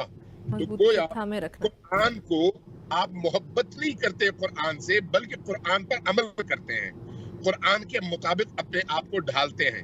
جو حکم قرآن کا ہے وہی حکم ان احادیث کی روشنی میں اہل البیت علیہ السلام کا ہے، علی کا ہے، فاطمہ کا ہے، حسنین کریمین کا ہے، اور آل نبی کا ہے. لہٰذا اہل البیت علیہ السلام سے جہاں محبت ان کے قرب کی پہلی سیڑھی ہے، مودت اگلی سیڑھی ہے، وہاں پر تمسک کامل ایمان ہے. اور اس تمسک کے نتیجے میں، اعتصام کے نتیجے میں، مضبوطی سے ان ہستیوں کو پکڑنے کے نتیجے میں انسان ساحل نجات تک پہنچتا ہے. لہٰذا جن لوگوں کے دلوں میں اہل البیت کی محبت ہے ان کو اس محبت کے ساتھ ساتھ مزید قدم اٹھانے کی ضرورت ہے کہ اپنے کردار کو، اپنے عمل کو اہل البیت علیہ السلام کے دیے ہوئے اصول کے سانچے میں ڈھال سکیں، اور دین کے احکام اہل البیت علیہ السلام کی تعلیمات کے آئینے میں آ سکے، اور دین کو قرآن اور اہل البیت کی روشنی میں اس کو پکڑ سکے، عمل کر سکے، اور اس کے مطابق जिंदगी बसर कर सकें। आपने ये देखा है कि पूरी तारीख अहलुल बैत हमेशा मजलूम रहे, लेकिन उस मजलूमियत के बावजूद आपको अहलुल बैत के किरदार के हवाले से उनके उस पाकीज़ा दामन में जर्रा बराबर धब्बा कहीं पर नजर नहीं आता। इसलिए चाहे दुश्मन हो या दोस्त, कोई भी इन हस्तियों पर उनके किरदार के हवाले से कोई इल्जाम आयद नहीं कर सके। लेकिन दूसरी तरफ हम ये भी देखते हैं कि अहलुल बैत किरदार के बावजूद आखिरकार हमारे मुआशरे के मुस्लिम हुक्मरानों ने ही अहलुल बैत को कत्ल किया है, शख्सियत से लेकर आखिरी शख्सियत तक। तो इसका मतलब ये हुआ कि जो किरदार टाइम में ये अहलुल बैत ने इंसानी और इस्लामी मुआशरे में पेश किया है, वो किरदार सिर्फ मोहब्बत का नहीं है, जद्दोजहद का है, जुल्म के खिलाफ क़याम का है, जालिमों के खिलाफ बोलने का है, मजलूम की हिमायत का है, जालिम की कलाई पकड़कर उसको तोड़ने और उसको जुल्म से रोकने का है, माशरे के अंदर मौजूद करप्शन के खिलाफ बोलने का है, जालिमों के खिलाफ बोलने का है। इसलिए अमीरुल मोमिनीन का एक जुमला बड़ा ही वसी माना में हमारे यहाँ नकल हुआ है और सब उस जुमले से वाकिफ है। फरमाया कि कूना लिज़्ज़ालिमी खस्मन वलिल मज़लूमी औना, मेरे बेटो तुम हमेशा जालिम के दुश्मन बने रहना और मजलूम के हामी बने रहना। ये जो जालिम से दुश्मनी है ये अहलुल बैत अलैहिस्सलाम का खासा है, और मजलूम की हिमायत है ये अहलुल बैत अलैहिस्सलाम का खासा है। यही वजह है कि अपने अपने जमाने के जालिम हुक्मरानों ने उनकी जिंदगी के इस पहलू से नाला होकर उनके कत्ल की साजिशें की और उनको जामे शहादत दोष करने पर मजबूर किया। लिहाजा आज भी अगर इंसानी मुआशरे की निजात मुमकिन है तो उसकी पहली सीढ़ी मोहब्बत अहलुल बैत है, दूसरी सीढ़ी मवद्दत अहलुल बैत है, तीसरी सीढ़ी इस्तिमसाक और मुतमस्सिक होना है अहलुल बैत के साथ, और उस मुतमस्सिक होने के नतीजे में हम माशरे के अंदर सरबुलंदी के साथ जिंदगी गुजार सकते हैं और इज्जत के साथ जी सकते हैं, और अगर इज्जत के साथ न जी सके तो इज्जत के साथ मौत को गले लगा सकते हैं। यही करबला का पैगाम है और यही अहलुल बैत अलैहिस्सलाम का दिया हुआ रास्ता है। बिल्कुल जी। अल्लामा साहब, गुफ्तगू का सिलसिला हमारा जारी है, यहाँ पे वक्त हुआ है एक कमर्शियल ब्रेक ऐड करने का। एक कमर्शियल ब्रेक ऐड करते हैं, उसके बाद जब वापस आएंगे तो ऐसे ही नाजरीन हम अपनी गुफ्तगू को आगे बढ़ाएंगे। आप सब ने हमारे साथ रहना है क्योंकि ये जो डिस्कशन हो रही है ये हमारी ही इस्लाह के लिए है। हमें आगे बढ़ने के लिए क्या क्या करना चाहिए उससे मुतालिक है, हमारे साथ रहिएगा।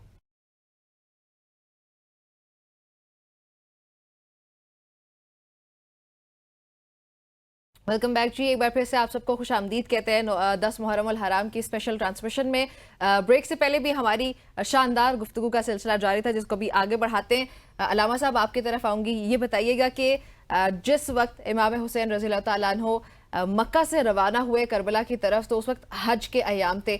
ऐसी क्या ही वजह बनी कि अपने ख़ानदान समेत इमाम हुसैन ने ये फैसला लिया कि हज को छोड़कर वो करबला की जानिब रवाना हुए? ये बड़ा अच्छा सवाल है और मैं ये चाहता हूँ कि जो हमारी नई नस्ल है वो फिक्रे जो करबला है उसको सही जेहत में समझे। बेशक कि आखिर ये क्या है, मतलब ये क्या कॉन्सेप्ट है, ये मुहर्रम उल हराम में देखें पका लेना, फर्ज छोड़ दिया ना, मातम कर देना या थोड़ा सा जंजीर जनी कर देना या महफिलें कर देना, रो लेना, क्या ये हमने हक अदा कर दिया? मकसद क्या था भाई? ये आले रसूल का जो खानदान कटा है, चमनिस्तान ज़हरा की कलियां जो उस सहराए करबला में बखेरी गई हैं, तो रीज़न क्या है, वजह क्या है, प्रॉब्लम क्या थी इमाम अली मकाम को, क्यों उनको यहाँ शहीद किया गया?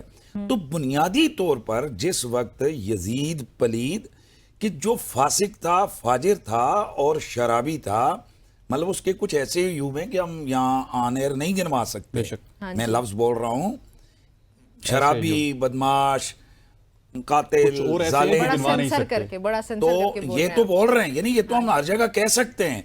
आखिर सुनने वाले सोचें मैं क्या कह रहा हूं कि कुछ उसके ऐसे गंदे कारनामे, गंदे है में उसमें कि जो हम यहां एयर बोल नहीं सकते। जी। ऐसा पलीद शख्स वो बन रहा है हाकिम, اور یہاں حاکم سے مراد یہ ہمارے والا یہ نہیں ہے کہ یہ کسی کو جناب پکڑ حکومت مل یہ گئی. حاکم بن رہا ہے، اور اس وقت کا حاکم اس کا کیا ہے، اس نے مسلح پہ بھی کھڑا ہونا ہے، اس نے نماز بھی پڑھانی ہے، اس نے حج کا خطبہ بھی دینا ہے، اس نے سارے امور کو دیکھنا ہے. وہ ظاہری بات نہیں، سارے نظام کو کنٹرول کرنا ہے اس نے.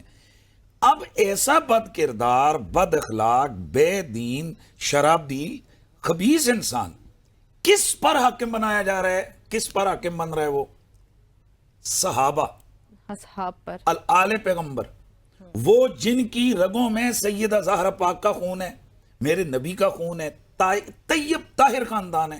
دوسری طرف دیکھیں عبد الرحمن بن ابی بکر ہیں، حضرت ابو بکر کے بیٹے ہیں. عبداللہ بن عمر ہیں، حضرت عمر فاروق کے بیٹے ہیں. عبداللہ بن زبیر ہیں، رسول اللہ کے پوپیزاد حضرت زبیر اشرف مبشرہ کے بیٹے ہیں. عبداللہ بن عباس ہیں، نبی کے چچا کے بیٹے ہیں. عبداللہ بن حنظلہ ہیں. جلیل القدر صحابہ اس وقت موجود ہیں، جو با کردار، جو مجاہد بھی ہیں، جو مدبر بھی ہیں، جو مفکر بھی ہیں، ساری ان میں کوالٹیاں ہیں. لیکن کس کو حاکم بنایا جا رہا ہے؟ وہ میں نے آپ کے سامنے بتا دی. باطل. اب ایسے شخص کو کہ جو محرمات کو، حرام چیزوں کو حلال کرنے میں کوئی دیر نہیں لگاتا، مطلب شراب کو کہتا ہے کوئی بات نہیں ہے پی لو، اس دین میں جائز نہیں ہے تو دین عیسیٰ میں تو جائز ہے. بالکل. محرمات جو رشتے ہیں ان کو پامال کر رہا ہے.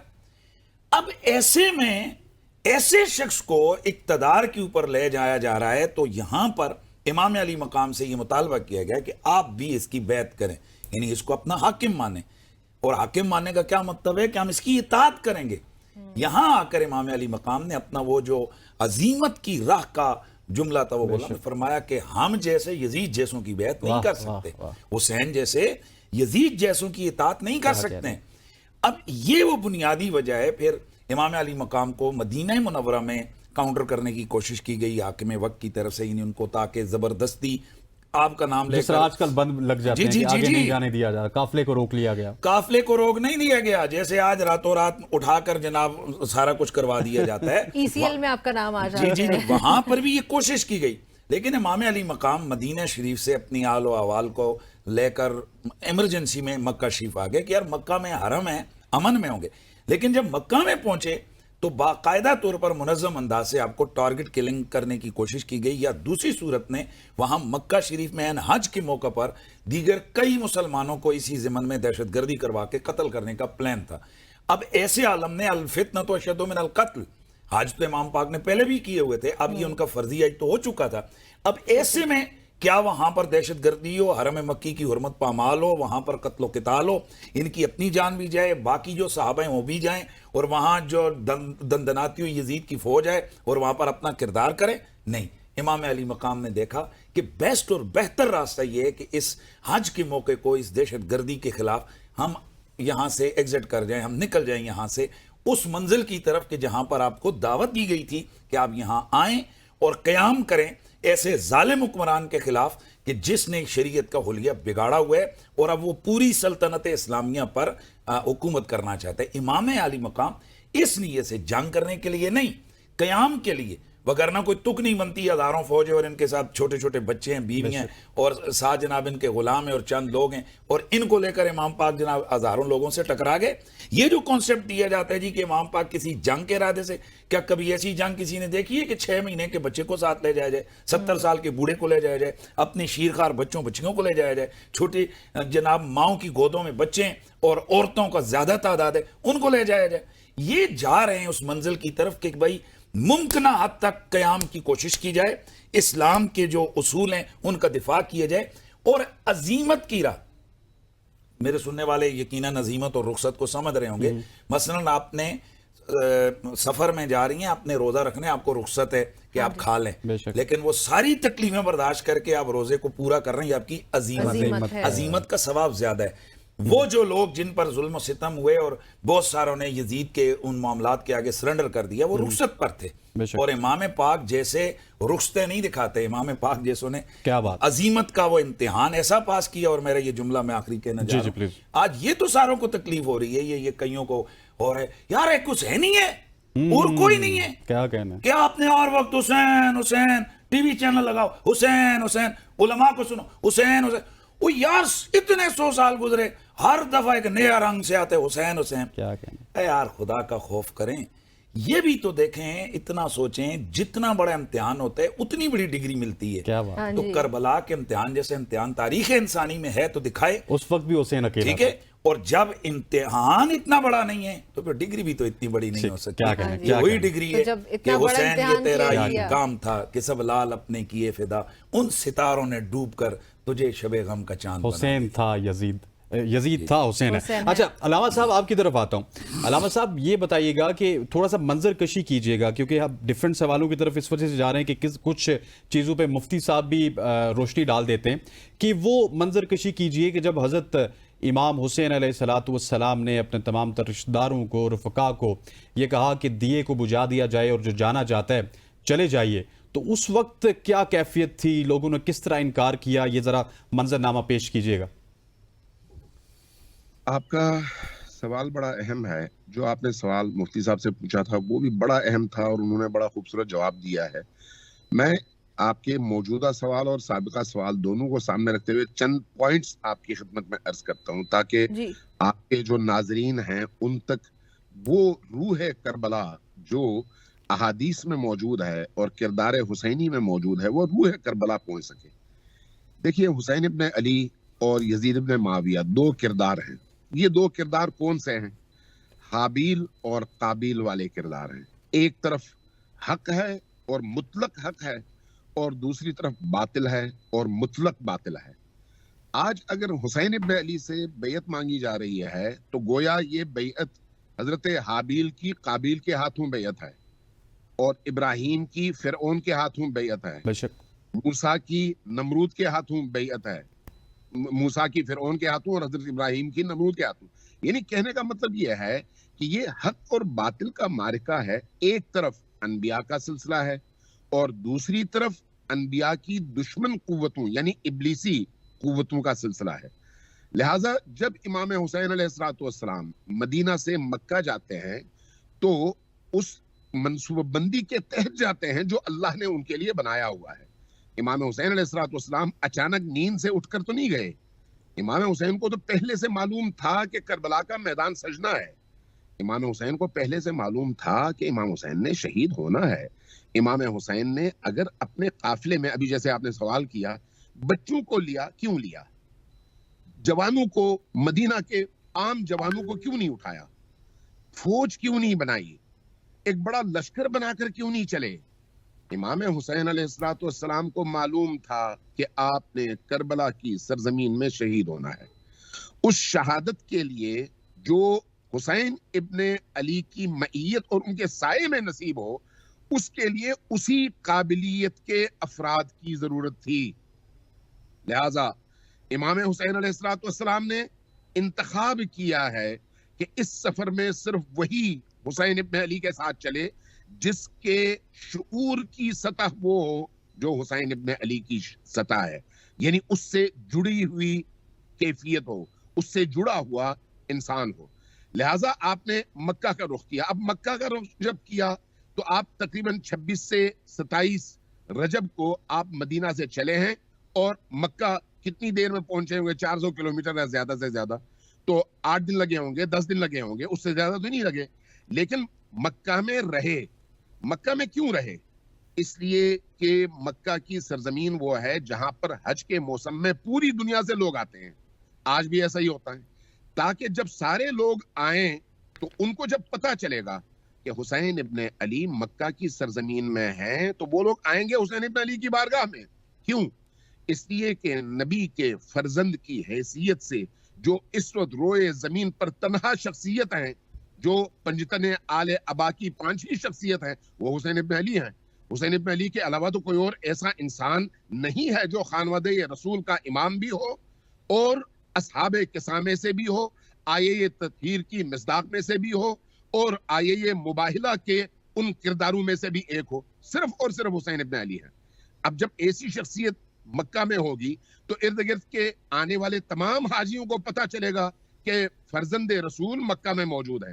وہ آئیں گے، پوچھیں گے، ہدف پوچھیں گے، حالات پوچھیں گے، اور حسین ابن علی ان کو بتائیں گے. اب حسین ابن علی علیہ السلام نے عین اس موقع پر جب لوگوں نے مشرق کی طرف جانا تھا اور احرام باندھنا تھا، احرام باندھ کر حج کے اعمال انجام دینے تھے، اس ٹائم پر مکہ کو ترک انہوں نے کیا اور اپنا رخ عراق کی طرف کیا۔ دو پہلو ہیں، ایک پہلو مفتی صاحب نے بیان کیا کہ ایک پہلو یہ ہے کہ حاجیوں کے روپ میں یزید ابن معاویہ نے لوگوں کو بھیجا ہوا تھا جو حاجیوں کے درمیان چھپ کر حسین ابن علی پر حملہ کرتے اور حسین ابن علی کو شہید کرتے، لہٰذا اس ناگہانی شہادت سے امام حسین علیہ السلام نے خود کو بچانا بھی تھا، لیکن اس کے ساتھ دوسرا پہلو بھی ہے۔ وہ پہلو کیا ہے؟ وہ پہلو یہ ہے کہ تمام انسانوں کو جو حج کے لیے مکہ میں جمع ہیں یہ معلوم ہو کہ وہ حج جو باطل کے سائے میں کیا جائے حج نہیں ہے، وہ حج جس میں آپ منا میں پتھر کے بنے ہوئے شیاطین کو پتھر ماریں لیکن ابلیس سامنے کھڑا ہو اور اس کی حرکتوں کے حوالے سے آپ خاموش تماشائی بنے، وہ حج نہ حج ہے اور نہ وہ حاجی ہے۔ لہٰذا امام حسین علیہ السلام نے امت کے ان تمام حاجیوں کی ضمیروں کو جھنجھوڑا ہے اور دنیا کو ایک میسج دیا ہے کہ فرزند رسول نے حج چھوڑ کر جس راہ کا انتخاب کیا ہے وہ راہ ہے اسلام کو بچانے کی راہ، اسلام کو تباہی اور ظلمتوں سے بچانے کا واحد راستہ۔ اب اس راستے پر جب حسین ابن علی چلے ہیں تو پھر کربلا پہنچے ہیں۔ اب اگر آپ امام حسین کے انتخاب کردہ افراد کو دیکھیں تو آپ کو یہ محسوس ہوگا کہ یہ وہ لوگ تھے جو واقعی مصطفیٰ، مرتضیٰ اور مجتبیٰ کے چنے ہوئے لوگ، اور وہ جو چنے ہوئے لوگ تھے وہ تھے جن کو امام حسین علیہ السلام نے چراغ بجھا کر جب کہا کہ میں اپنی بیعت تم سے اٹھاتا ہوں، تم لوگ چلے جاؤ، آزاد ہو، کیونکہ یزید ابن معاویہ کو صرف مجھ سے کام ہے، تم لوگوں سے نہیں، اس کی بیعت کا مطلوب میں ہوں، تم نہیں۔ جب ایسا ہے تو پھر اس کو سروکار بھی مجھ سے ہے، تمہاری جانیں اس کو نہیں چاہیے۔ لیکن اس کے باوجود امام حسین علیہ السلام کی طرف سے اذن کے باوجود اور یہ فرمانے کے باوجود کہ قیامت کے دن تم پر کوئی گناہ نہیں ہوگا، تم میری اجازت سے جا رہے ہوگے اور اللہ کی بارگاہ میں تمہاری پکڑ کوئی نہیں ہوگی، میں اپنی بیعت تم سے اٹھا رہا ہوں، اس کے باوجود وہ لوگ امام حسین علیہ السلام کے قدموں سے چمٹے رہے، حتیٰ بعض اصحاب رسول نے یہ کہا کہ مولا یا ابن رسول اللہ، اگر ہمیں اللہ 1000 دفعہ جان دے اور ہم اپنی گردنیں کٹا کر آپ کی بارگاہ میں فدا ہوں اور ہمارے لاشوں کو جلا کر خاکستر کیا جائے، دوبارہ زندہ کیا جائے، دوبارہ مارا جائے، دوبارہ جلا دیا جائے، 1000 مرتبہ بھی اگر ایسا ہو تب بھی ہم آپ کو چھوڑ کر نہیں جائیں گے، اس لیے کہ آپ حق ہیں اور حق کے رستے کو چھوڑنا یہ ضلالت بھی ہے، گمراہی بھی ہے اور جہنم کا رستہ بھی ہے۔ تو امام حسین علیہ السلام نے اس لیے جن احباب، اصحاب اور ساتھیوں کا انتخاب کیا، چاہے وہ ششماہ علی اصغر ہوں، چاہے وہ 12 سے 13 سال کے شہزادہ قاسم ہوں، چاہے وہ جون جیسے غلام ہوں، چاہے وہ حبیب ابن مظاہر جیسے پیر مرد اور بوڑھے ہوں، چاہے وہ باقی اصحاب امام حسین کے وہ کردار ہوں، یہ وہ لوگ ہیں جن کا انتخاب حسین ابن علی علیہ السلام نے کیا اور جن کی روحیں حسینی روح سے جڑی ہوئی اعلیٰ، افضل اور عرفہ روحیں تھیں۔ اس لیے آج جب ہم سلام کرتے ہیں تو حسین ابن علی کے ساتھ ساتھ ان ہستیوں کو بھی سلام کرتے ہیں اور اللہ نے ان کے ناموں کو بھی امام حسین کے نام کے ساتھ جوڑ دیا ہے اور ان کی قبروں کو بھی امام حسین علیہ السلام کی قبر کے ساتھ جوڑ دیا ہے۔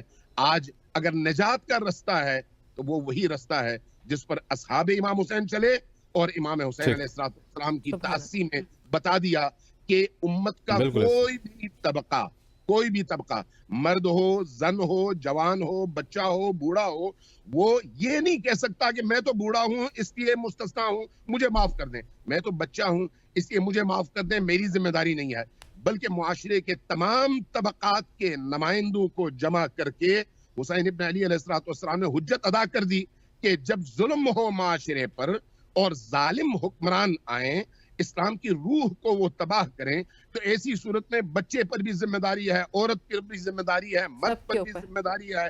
کوئی اپنے آپ کو مستثنا نہیں کر سکتا. سب کی ذمہ داری ہے کہ دین کے دفاع کے لیے میدان میں کھڑے. بے شک بالکل ایسے. اچھا علامہ حنیف صاحب آپ کی طرف آتے ہیں. علی اکبر ہوں یا علی اصغر ہوں، ان کی شہادتوں کے جو واقعات ہیں ان پر پلیز روشنی ڈالیے گا ہمارے ناظرین کے لیے، ہمارے لیے. ہم چاہتے ہیں کہ وہ واقعات بھی ہم ضرور سنیں. دیکھیں بنیادی طور پر تو یہ جو شہزادگان امام علی مقام کا شہید ہونا ہے، ایک طرف ظلم اور جفا کی مکمل تصویر یہاں سامنے آ رہی ہے کہ دنیا بھر میں کہیں بھی ایسا نہیں ہے کہ کسی اگر جائز جنگ میں بھی، یعنی آپ کوئی حق بھی رکھتے ہو کسی سے لڑنے کا، جنگ کرنے کا، تو وہاں پر آپ بچوں اور خواتین کو ٹارگٹ نہیں کر سکتے. یہاں حضرت سیدنا امام علی اصغر جو کہ ویسے ان کا نام عبداللہ ہے لیکن مشہور شہرت ان کی اصغر کہتے تھے، پھر یہ عام زبانوں پر علی اصغر ہو گیا. اور یہ بھی ایک اعتراض کیا جاتا ہے کہ امام علی مقام کے جو تاریخی والے سے جو اولاد ہیں ان میں تو کہیں علی اصغر نام کا بندہ کوئی نہیں ہے. تو اس کے یہی ہے کہ ان کا نام حضرت عبداللہ تھا.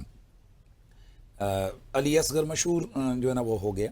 تو یہ 6 مہینے کے شیر خوار ہیں، اور ان کا وہ جو منظر جب کتابوں میں آتا ہے کہ پیاس کے عالم میں ان کی شدید جب طبیعت خراب ہوئی اور بے ہوشیاں طاری ہونے لگیں، تو امام علی مقام امام حسین علیہ السلام کی جو بہن ہیں اور دختر سیدنا مولا علی ہیں، حضرت سیدہ زینب، اور یہ صحابیہ بھی ہیں، اللہ کے رسول نے انہیں بھی اپنا لحاب دہن گٹی کے طور پر عطا فرمایا، یہ حضرت سیدہ زینب. تو یہ وہاں پر موجود ہیں. اور باقی جو مخدرات مشکو رسالت ہیں، سرکار مدینہ کے خاندان کی خواتین ہیں، وہ خیمے میں ہیں، وہاں بچے کی حالت دیگر گوں ہے. اب کسی کے پاس کچھ بھی نہیں ہے کہ ان کی پیاس کا بجھانے کا بندوبست کرے.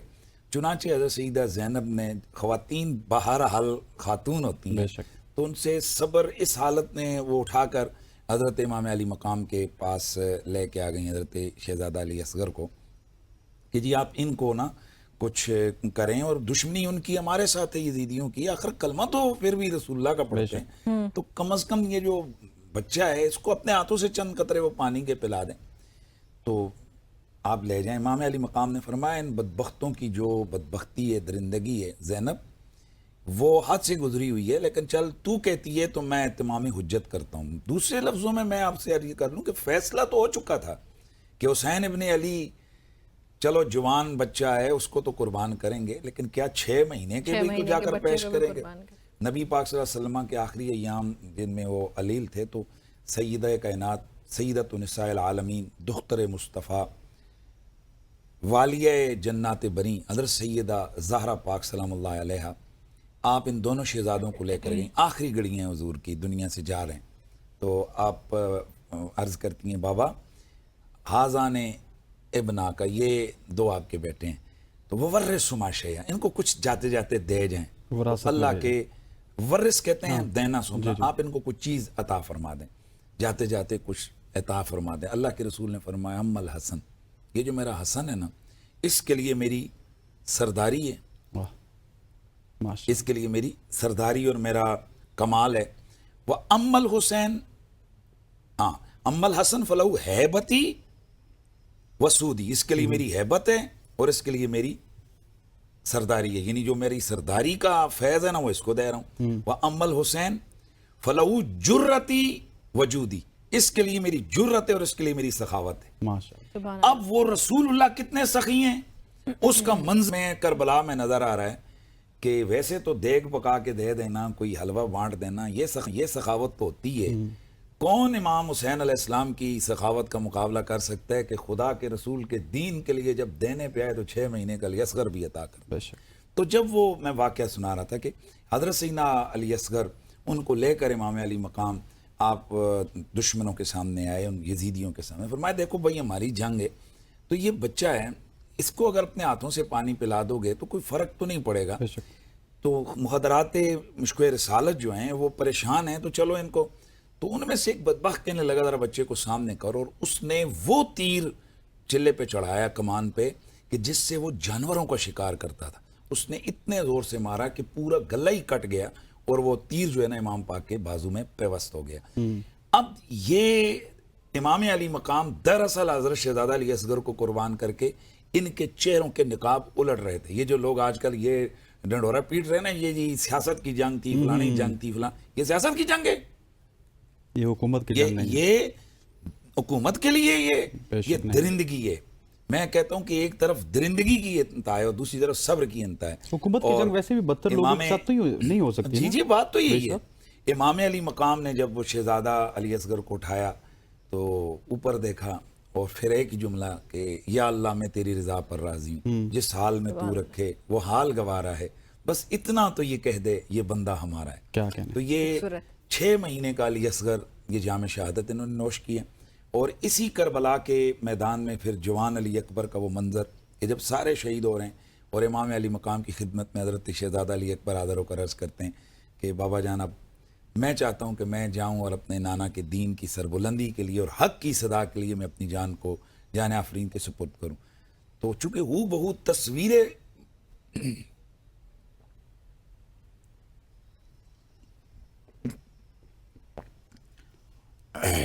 جی حضرت، وہ بہت تصویر مصطفیٰ تھے حضرت امام علی اکبر. پانی پی لیجیے. امام علی مقام نے ٹھیک امام علی مقام نے فرمایا کہ علی اکبر میں کیسے گوارا کروں گا کہ میرے نانے کی تصویر میری آنکھوں کے سامنے سبحان اللہ. گھوڑے سے گرے اور یہاں گرد میں پامال ہو. بہرحال اپنے ہاتھوں سے اپنے شہزادے کو تیار کر کے سر پہ امامہ باندھ کے گھوڑے پہ بٹھا کے چشم فلک نے یہ منظر دیکھا ہوگا. ایک وہ منظر تھا کہ جب اسماعیل علیہ السلام کو بیٹا والد ذبح کر رہے ہیں اور حکم الہی ہے لیکن پھر بھی آنکھوں کے آگے پٹی باندھی جا رہی ہے. اور یہ بھی منظر وہ دیکھا نا، وہ جو ابھی آپ نے آغاز میں جو نا وہ علامہ اقبال کا شعر پڑھا تھا نا کہ جو ہے نا وہ آغاز ابتدا اسماعیل، ابتدا اس کی اسماعیل. تو یہ ابتدا وہاں ہوئی تھی اور انتہا یہاں پر ہے. اور وہ منظر کیا ہے کہ بھئی ان کو روانہ کر رہے ہیں اور اپنے سامنے روانہ کر رہے ہیں. اور جب امام علی مقام نے کئی بدبختوں کو، بڑے بڑے ان کے سالاروں کو جناب چشم زدن میں ان کا سر کاٹ کے نیچے پھینکا. ظاہر ہے پھر ایک جوان ہے اور اتنے دنوں کے بھوکے پیاسے ہیں، پھر آپ ان کے حملے میں آپ گھوڑے سے گرے اور امام علی مقام ان کی لاش کو، ان کے جسد اطہر کو جو کہ سر برید ہے، چونکہ وہ ظالم ساتھی جو گرتا تھا اس کا سر جو ہے نا وہ کاٹ کر نیزے پہ بلند کرتے تھے، تو اس لاش کو اٹھا کر وہ خیموں میں لے کر آئے. یہ وہ ایک خونی منظر ہے. لوگ کہتے ہیں یار آپ رو پڑتے ہو، یار اگر کسی دشمن کے لیے بھی اس طرح کے معاملات ہو نا تو بندہ کہتے ہیں یار یہ ظلم ہے. اور ظلم پہ ہر عقل مند اور ہر جسے کہتے ہیں نا حیا والا بندہ وہ اس کو افسوس ہوتا ہے. اور جہاں ظلم ہو ان کے ساتھ جو رسول اللہ کا خاندان ہے، جو ہمارے نبی کا جن کا ہم کلمہ پڑھتے ہیں، جن کے ساتھ ہمارا ایمان وابستہ ہے، نماز میں جن پر ہم درود پڑھتے ہیں اللہم صلی علی محمد وعلی آل محمد، اور ان کے ساتھ ظلم، اتنا ظلم، اور اس پر بندہ اور بھی کچھ نہیں کر سکتا. آنسو بھی اس کے نہ بہیں، اور یہ اختیار میں نہیں ہوتا ہے اور نہ یہ ڈرامہ بازی ہوتی ہے. آپ کا اگر کوئی قریبی فوت ہو جائے تو آپ کے آنسو آتے ہیں تو کیا آپ وہاں ڈرامہ کر رہے ہوتے ہیں یا کہیں پوچھ کر آپ اپنے آنسوؤں کو جمع کرتے ہیں کہ کب آپ نے بہنا ہے؟ یہ ایمان ہے، یہ آپ کے دل کا ایک رشتہ ہے کہ جو آپ کو بے قرار کر دیتا ہے کہ اور کچھ نہیں. چلو اے مظلومین کربلا، ہم تمہاری یاد میں، تمہاری وفا میں یہ جملے بول کر اور اپنی آنکھوں کے آنسوؤں کا یہ خراج دے کر ہم یہ اعلان کر رہے ہیں، ساری دنیا کے سامنے کہہ رہے ہیں خدا بندہ قیامت کے دن دنیا جہاں مرضی ہے جائے، ہمیں آل محمد کے ضمن میں جہاں وہ جا رہے ہوں ہمیں وہاں لے کے جا. اور یقیناً یہ انہوں نے کہاں جانا ہے، یہ جنت کے مالک ہیں، یہ جنت کے وارث ہیں. حضرت بہت جو ہے وہ سحر حاصل گفتگو ہوئی آپ کے ساتھ. اللہ تعالیٰ آپ کو جزائے خیر عطا فرمائے. آپ کا بہت بہت شکریہ. علامہ امین شہیدی صاحب ہمارے ساتھ آسٹریلیا سے موجود تھے. علامہ صاحب آپ کا بھی بہت بہت شکریہ. تینوں ذات یہاں پر وقت ہوا چاہتا ہے ایک شارٹ سی کمرشل بریک کے بعد آئیں گے تو خواتین کے حوالے سے بات کریں گے. کچھ خواتین سکولرز ہمارے ساتھ موجود ہوں گی اور جو خواتین کا کردار ہے اس محرم الحرام کے مہینے میں حضرت حسین کے قافلے میں، اس کے حوالے سے ڈسکس کریں گے. اسٹے ود اس.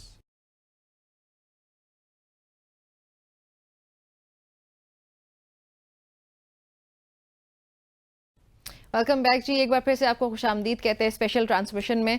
हसनैन, आपको पता है कि करबला के दौरान ख़वातीन का एक किरदार वो किरदार है जिसको जितना भी जिसका तज़किरा करें वो मुझे लगता है कम हो जाएगा, या जितना अप्रिशिएट किया जाए। और आजकल की ख़वातीन को, लड़कियों को, बच्चियों को, औरतों को इसकी तरफ लेकर आना बहुत ज़्यादा ज़रूरी है। तो इसलिए नाज़रीन, ये सेगमेंट इंतहाई अहम होने जा रहा है, ख़ास तौर पर हमारी ख़वातीन बहनों के लिए, और बहुत सारे सबक सीखने को मिलेंगे। अब अभी हम जब इस सेगमेंट में आगे बढ़ के डिस्कशन भी करेंगे तो आजकल अगर आप ख़वातीन की तहरीक की बात करें, आज आपको ख़वातीन बहुत ही ज़्यादा एक्टिव नज़र आती है, लेकिन ये तारीख़ में समझता हूँ कि वाक़या करबला से शुरू हुई, जहाँ पे लोग तो कहते हैं ना कि 10 मुहर्रमुल हराम को वाक़या करबला ख़त्म हो गया, लेकिन मैं समझता हूँ कि 10 मुहर्रम के बाद वो जो तहरीक थी उसको हज़रत ज़ैनब अलैहिस्सलातु वस्सलाम ने, हज़रत इमामुल आबिदीन अलैहिस्सलातु वस्सलाम ने उसको शुरू किया और उसको कैरी ऑन किया। और उसके बाद अगर देखा जाए तो उन्होंने तमाम तर जो फासिक थे, जाबिर हुक्मरान थे, उनके ख़िलाफ़ इस तहरीक को कंटिन्यू किया और टिल एंड तक उन्होंने बताया कि ख़वातीन का किरदार कितना अहम है, कितना अहम किरदार। और उस पर हमारे साथ गेस्ट भी मौजूद हैं इन डिटेल डिस्कशन करने के लिए। और ये वाक़या जो है वो ख़वातीन, मर्द, छोटे बड़े, इन वाक़यात में हम सब शामिल, और हर एक का अपना एक अलग और बहुत ही खूबसूरत किरदार है, जो हकीकत में करबला में काम आने वाले बहादुर जो माएँ हैं उनका एक अनमोल किरदार है। फिर करबला के वाक़े को अगर अब्दी हयात बख्शने में हज़रत ज़ैनब अलैहिस्सलाम, हज़रत उम्मे कुलसूम, हज़रत सकीना रज़ियल्लाहु ताला अन्हा, असीरान अहले बैत और करबला के दीगर शुहदा की बीवियों और या फिर माओं का ये बहुत अहम किरदार रहा। किसी भी तहरीक का पैगाम लोगों तक पहुँचाना बहुत ज़्यादा अहमियत का हामिल होता है, और करबला की ये तहरीक का पैगाम करबला की इन ख़वातीन ने अवाम तक पहुँचाया है। और इसको बिल्कुल ऐसे ही है। और जनाब ज़ैनब के बेनज़ीर किरदार और कुर्बानियों से तारीख़ करबला का जो मंजर है वो कामिल नज़र आता है, मुकम्मल नज़र आता है। इसी हवाले से बात करते हैं ना, हमारे साथ 2 ख़वातीन स्कॉलर मौजूद हैं। डॉक्टर सरवत अस्करी साहिबा हमारे साथ मौजूद हैं। डॉक्टर साहिबा आपको खुश आमदीद कहते हैं। इसके अलावा हमारे पास मौजूद हैं फ़िदा ज़हरा नकवी साहब। दोनों स्कॉलर्स को खुश आमदीद। फ़िदा ज़हरा नकवी साहब से मैं शुरू करूँगा ख़वातीन के किरदार की। जिस तरह मैंने इंट्रो में भी बताया कि अगर वाक़या करबला की बात की जाए तो असल तो कहानी 10 मुहर्रम के बाद हज़रत ज़ैनब अलैहिस्सलातु वस्सलाम और इमामुल आबिदीन अलैहिस्सलातु वस्सलाम से शुरू हुई। इस हवाले से हमें बताइएगा कि ख़वातीन का किरदार कितना आम था वाक़या करबला में।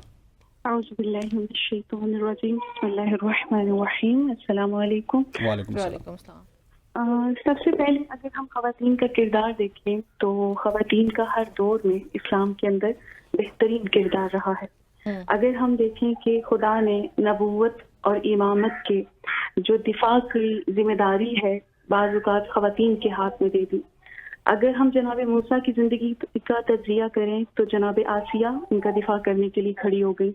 अगर हम जनाब मरियम को देखें तो उन्होंने अपने बेटे जो उस वक्त के पैगंबर भी हैं उनका दिफा किया।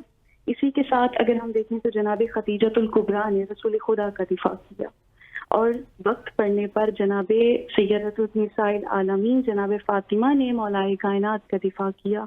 और इसी तरह उनकी बेटी जनाब ज़ैनब ने करबला के अंदर इमाम हुसैन की शख्सियत का दिफा किया। अगर हम कुल्ली तौर पे ख़वातीन का किरदार इस्लाम में देखें तो बिलाशुबा बहुत सी ऐसी मिसालें सामने आएंगी कि जिन्होंने बेनज़ीर मिसालें कायम की हैं और दिफा किया है नबूवत इमामत का। अगर हम करबला की तरफ निगाह करें तो ख़वातीन बिलाशुबा सब्र, इस्तकामत और इस्तक़लाल की ऐसी मिसाल नज़र आती है कि जिसकी मिसाल पूरी कायनात में नहीं मिलती। अगर हम माँ के रूप में देखें तो कुर्बानी देने के लिए कोशा और आगे बढ़ के अपने बच्चों को पेश करने के लिए कि हम इमाम के ऊपर अपने बच्चों को कुर्बान करना चाहेंगी। अगर हम बहन के रूप में देखें तो इमाम हुसैन पर जनाबे ज़ैनब सल्लल्लाहु सलामुल्लाह अलैहा जो हिजाब और हया का पेकर हैं उन्होंने अपनी रिदा को कुर्बान कर दिया। अगर हम इसी तरह माओं को देखें तो बहनों को देखें, और इसके साथ अगर हम आगे बढ़ के एक औरत की हैसियत से तज्जिया करें तो हमारे सामने ये बात वाज़िया हो जाएगी कि वो तमाम तर ख़वातीन जो करबला में मौजूद हैं वो पूरे ईमानदारी के साथ और पूरे दिल के साथ इमाम के साथ खड़ी हैं, और जहाँ भी ज़रूरत जिस तरह से पड़ रही है वो अपने ज़ुबान के साथ जिहाद कर रही हैं, अपने हिजाब के साथ जिहाद कर रही हैं और अपने अल्फाज के साथ जिहाद कर रही हैं। बिल्कुल ऐसे। अच्छा डॉक्टर सरबत हमें ज्वाइन कर चुकी हैं। डॉक्टर साहिबा आपके तरफ भी आते हैं और इसी सवाल के साथ आते हैं कि इस सब में ख्वातीन का किरदार इंतहाई अहम है। हमने इंट्रोडक्शन में कुछ अल्फाज में उसको बयान करने की कोशिश की, हम चाहते हैं कि आप तफसीलन उस पर बात करें। बिस्मिल्लाहिर्रहमानिर्रहीम, अस्सलाम वालेकुम। मैं डॉक्टर सरबत अस्करी आपके साथ मौजूद हूँ और मैं ताज़ीज़ और तसल्लियत पेश करना चाहती हूँ करबला के वाक़े पर। इमाम हुसैन अलैहिस्सलाम की जो अजीम कुर्बानी मक़तल करबला में दी गई। आज आपका मौजूद बहुत अच्छा है इसलिए कि करबला में ख़वातीन का किरदार ये बहुत अहमियत का हामिल है, इसलिए कि जब अल्लाह के रसूल मौला इमाम हुसैन अलैहिस्सलाम मदीने से 28 रजब को रवाना हुए थे तो अकाबरीन मदीना आए थे और उन्होंने कहा कि फर्जंदे रसूल आप जाते हो तो जाइए, लेकिन औरतों और बच्चों को लेकर आ जाइए, इसलिए कि धूप अरब की गर्मी है, धूप की शिद्दत है और गर्मी का ज़माना है, तो ये औरतें और बच्चे इस गर्मी को बर्दाश्त न कर सकेंगे। लेकिन इमाम आली मकाम इमाम हुसैन अलैहिस्सलाम बहुत अच्छी तरह से जानते थे कि 10 मुहर्रम को मैं शहीद कर दिया जाऊंगा, लेकिन पैगाम करबला को पहुंचाने वाली, आगे बढ़ाने वाली ये खवातीन और ये बच्चे होंगे। यही वजह है कि इमाम हुसैन अलैहिस्सलाम अपने कुनबे की खवातीन को और बच्चों को लेकर गए और हमको नजर आता है कि जब 11वीं मुहर्रम को करबला हुसैनी से काफिला चला है तो उस काफिले में भी हम को दिखता है कि वो खवातीन, वो बच्चे एक अहम किरदार अदा कर रहे हैं, जो कि असीर होकर चले हैं कूफा और शाम के बाजारों की जानिब और दरबारों में उनको पेश किया गया और जिंदान में मुक़य्यद किया गया। इमाम आली मकाम इमाम हुसैन अलैहिस्सलाम की कुर्बानी को जिंदा और जावेद कर दिया है जनाब ज़ैनब कुबरा सलामुल्लाह अलैहा। और क्यों ना हो कि बिनते अली अली की तरह सरफराज है, ज़ैनब खुदा की शान मोहम्मद का नाज है, ज़ैनब नबी के दीन की उम्र दराज है, ज़ैनब रज़ा सब्र की जाए नमाज है, बिनते अली उसूल है, फुरोए दीन है, ज़ैनब उसूल है, गुलजार अहले बैत की खुशबू है। फिदा ज़ारा नकवी साहिबा आपकी तरफ आता हूँ। जिस तरह आपने बात की थी कि इमाम हुसैन अलैहिस्सलाम के साथ किस तरह हज़रत ज़ैनब अलैहिस्सलाम खड़ी रही, लेकिन असल सवाल तो ये है कि उसके बाद उन्होंने क्या कुछ किया, उनका पैगाम किस तरह आगे पहुंचाया, बादशाहों के दरबार पे जाके जाबिर लोगों के सामने, जाबिर हुक्मरानों के सामने वो खड़ी रही और उस पैगाम को उन्होंने कंटिन्यू किया। इसमें वाज़ेह तौर पे एक बात मैं बताती चली जाऊं कि जब मदीने से इमाम हुसैन चले हैं करबला की तरफ, तो जब मौला ने मदीने को छोड़ा है तो ऐसा नहीं है कि साथ चलने वाली जो खवातीन हैं या मर्द हैं उनको नहीं पता कि आने वाली मनाजिल में क्या होने वाला है, क्योंकि जब मौला ने मदीने को छोड़ा है तो मौला बारहा ये बता रहे हैं कि मैं कोई हुकूमत हासिल करने के लिए नहीं जा रहा, मैं कोई मालो ज़र के लिए नहीं जा रहा, बल्कि मैं खुदा के दीन को बचाने के लिए जा रहा हूँ। इसके बाद साथ साथ चलने वाली खवातीन को ये भी पता है कि आने वाले वक्त में हमारी औलाद भी कुर्बान होगी, इमाम हुसैन को भी शहीद कर दिया जाएगा और हमारे हिजाब को भी बेहिजाबी में तब्दील कर दिया जाएगा। अब वक्त गुजरने के साथ जैसे ही शब आशूर आई है तो मौला ने जनाब ज़ैनब सल्लल्लाहु सलामुल्लाह अलैहा से गुफ्तगू जब की है तो उन्होंने वाज़ेह तौर पे ये बताया है कि कल जनाब ज़ैनब को किन हालात का सामना होगा। अब शाम गरीबा में जब जनाब ज़ैनब की नेज़े के साथ चादर छीन ली गई और उनके क़याम को जला दिया गया, तो वक्त के इमाम के शहीद हो जाने के बाद, उसके बाद जब जनाब ज़ैनुल आबिदीन को वक्त का इमाम यानी कहा गया है और वो थे भी, तो जनाब ज़ैनब ने उस वक्त के इमाम से ये सवाल किया कि मुझे बताइए कि आया हम इन क़याम में जलकर मर जाएं या हम बाहर निकलें। तो मौला सज्जाद ने हुक्म दिया कि नहीं, आप बाहर निकली वो जान। अब जैसे ही बीबी बाहर निकली हैं तो बच्चों को इकट्ठा करना शुरू किया। अब बच्चों को इकट्ठा किया है, अब बेहिजाबी का आलम है, लेकिन फिर भी जनाब ज़ैनब ने अपना जज्बा और हौसले को बुलंद करते हुए एक औरत की अहमियत और औरत के जज्बे को सामने इस तरह से लेकर आई हैं कि तमाम तर खवातीन को जब इकट्ठा किया, बच्चों को इकट्ठा किया और उनको तसल्ली दे रही हैं। और फिर अगली मनाजिल में देखा गया कि उनको रस्म बस्ता किया गया, तब भी बीबी के सब्र और इस्तकामत में कोई कमी नहीं देखी जाती। और जब दरबार यजीद में बीबी खड़ी हैं तो सवाल करने वाले मलऊन ने सवाल किया कि ये कौन खातून है कि जो इस तरह से यानी सरबुलंदी के साथ खड़ी हैं, तो कहा कि ये ज़ैनब बिनते अली हैं। तो तमाम दरबार के अफराद ने जब बीबी की तरफ निगाह की तो जनाब फिजा ने कहा, क्या तुम्हें शर्म नहीं आती कि तुम अली की बेटी की तरफ यूं निगाह करते हो? और फिर دیکھنے والی تاریخ کی نگاہوں نے دیکھا کہ بی بی زینب نے ایسا کلام کیا، اس طرح سے گفتگو کی کہ یزید کے تخت کے بخیے ادھیڑ دیے. اور بی بی کی جرت کو اس وقت دیکھا جا سکتا ہے کہ بی بی کے ہاتھ رسن بستہ ہیں، بے مکنا و چادر علی کی بیٹی ہے، لیکن علی کی زبان، علی کی لہجے میں کلام کرنے والی علی کی بیٹی نے بتایا کہ حق کو سر بلند کرنے کے لیے جس جرت کی ضرورت ہے، جس کلام کی ضرورت ہے، وہ علی کی بیٹی میں موجود ہے.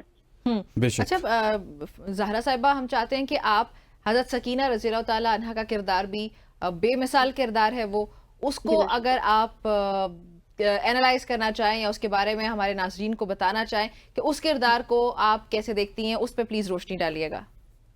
بلا شبہ اگر ہم خواتین کے کردار میں ماں کا کردار کربلا کے اندر تجزیہ کریں تو ایک چیز جو واضح طور پہ ہمارے سامنے آتی ہے وہ ہے قربانی.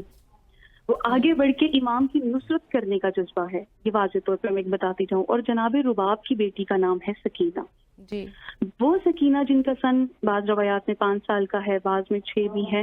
لیکن ان تمام صورتحال سے صرف نظر اگر ہم دیکھیں کہ اس چھوٹی سی بچی کی ذات، ان کی شخصیت کا تجزیہ کیا جائے تو ہمارے گھروں کے بچوں میں اور ان میں زمین آسمان کا فرق ہے، کیونکہ وہ حسین کی بیٹی ہیں، وہ رباب کی بیٹی ہیں.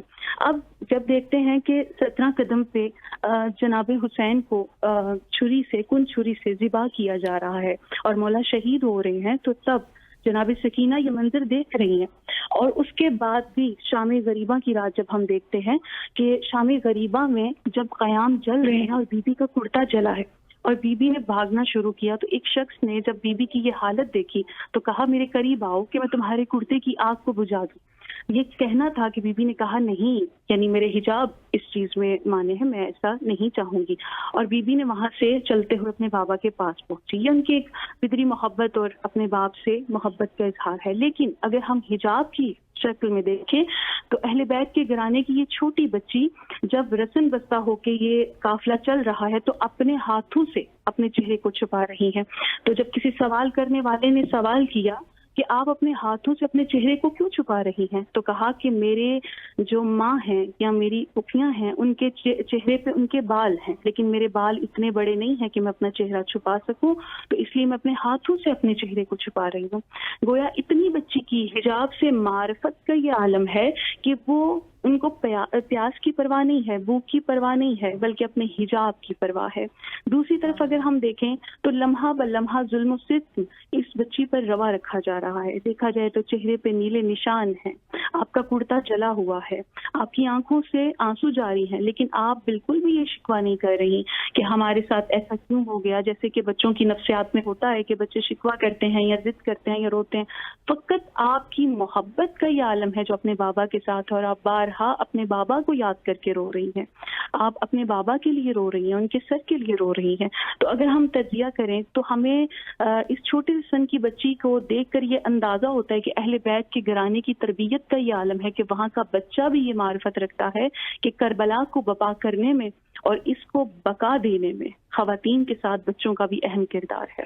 بالکل درست کہا آپ نے، اور کیوں نہ ہو، کیونکہ رسول اللہ صلی اللہ علیہ وسلم کا خانوادہ ہے اور ان سے بہتر تربیت کس کی ہو سکتی ہے. لیکن اگر بات ہم خواتین کی ہی کر رہے ہیں تو آپ دیکھیے ڈاکٹر صاحبہ فدا زہرا نقوی صاحبہ کہ وہاں پہ گھر بھی چل رہا ہے، اس کے بعد اپنے بچوں کی تربیت بھی ہو رہی ہے، اور اس کے بعد دین کی سربلندی کی بھی بات ہو رہی ہے، اور ساتھ ہی اپنا جو علم ہے اس کو، دین کے علم کو بلند کیا جا رہا ہے، اور تمام تر چیزوں کو ایک طرف رکھ کے اپنی جو مذہبی ڈیوٹی ہے اس کو بھی نبھایا جا رہا ہے. جی بالکل. اور اس میں اگر ہم ایک چیز میں واضح کرتے چل جاؤں کہ یہاں پہ ہم ماؤں کے کردار کی طرف اگر نگاہ کریں تو جناب رباب وہ ہستی ہیں جو مجھے ذاتی طور پہ بہت زیادہ میں جن سے انسپائر ہوں کہ ان کے پاس 2 ہی اولادیں ہیں ان کی، ایک جناب اصغر ہے، ایک جناب سکینہ ہے. لیکن جناب اصغر 6 ماہ یعنی 6 ماہ کا ان کا سن ہے. تو اب بی بی اپنے بچے سے گفتگو کرتے ہوئے کہہ رہی ہیں کہ کل جب آپ کے بابا آپ کو میدان میں یعنی مقتل گاہ میں لے کر جائیں تو کوشش کیجئے گا کہ آپ کے بابا کو زخم نہ لگے. یہی وجہ ہے کہ مطلب ساتھ ساتھ تربیت ہو رہی ہے. جی. اور جب روز عاشور وقت کی نگاہوں نے دیکھا کہ جناب حسین کے ہاتھوں پر 6 ماہ کا بچہ ہے، اس کا گلو بہت چھوٹا ہے، اور روایات بیان کرتی ہیں کہ 3 بھال کا تیر ہرملا نے جناب عسکر کے گلو پہ مارا. اب 3 بال کا تیر وہ ہوتا ہے جو جنگی گھوڑوں کو مارا جاتا ہے, ان کو گرانے کے لیے, جنگی گھوڑوں کو مارنے کے لیے وہ 3 بال کا تیر استعمال ہوتا ہے. اب اتنے چھوٹے گلو پر جب وہ 3 بال کا تیر لگا ہے تو وہ ایک طرف سے دوسری طرف پار ہو گیا. اب جب دیکھا جائے تو صرف یہ منظر کائنات کی نگاہوں نے نہیں دیکھا, بلکہ خیام کے اندر کھڑی جناب رباب نے بھی یہ منظر دیکھا ہے. صبر و استقامت, استقلال کی تصویر اس سے بڑھ کے کیا ہوگی کہ ششماہی بچے کے گلے میں 3 بال کا تیر لگے اور ماں فقط وقت کے امام کی نصرت کرنے کے لیے ایک خیام میں کھڑی ہیں اور دیکھ رہی ہیں کہ میرا بچہ وقت کے امام پر قربان ہو رہا ہے. اور پھر بی بی نے یہ منظر بھی دیکھا کہ جب جناب حسین نے مٹی کے اندر, گرم ریت کے اندر جناب عسکر کو لٹایا اور ان کے خوبصورت سے چہرے پر گرم ریت کو ڈالا, تو جناب رباب یہ منظر بھی دیکھ رہی ہیں. تو یہاں پر ایک ماں کا کردار سامنے آتا ہے. اور پھر اس کے بعد شام میں, کوفہ میں جناب سکینہ پہ جو ظلم و ستم روا ہوئے تو بی بی نے ذرا بھر بھی اس میں شکایت نہیں کی, کیونکہ بی بی رباب غیر معصوم ہیں, لیکن ان کی معرفت, ان کی محبت وقت کے امام سے اتنی ہے کہ انہوں نے ایک لہجے کے لیے جناب زینب سے نہ شکایت کی, نہ سوال کیا کہ ایسا کیوں ہمارے ساتھ ہو رہا ہے, بلکہ تمام تر وقت میں اور ان تمام تر مصائب میں وہ بی بی کے ساتھ کھڑی رہی ہیں.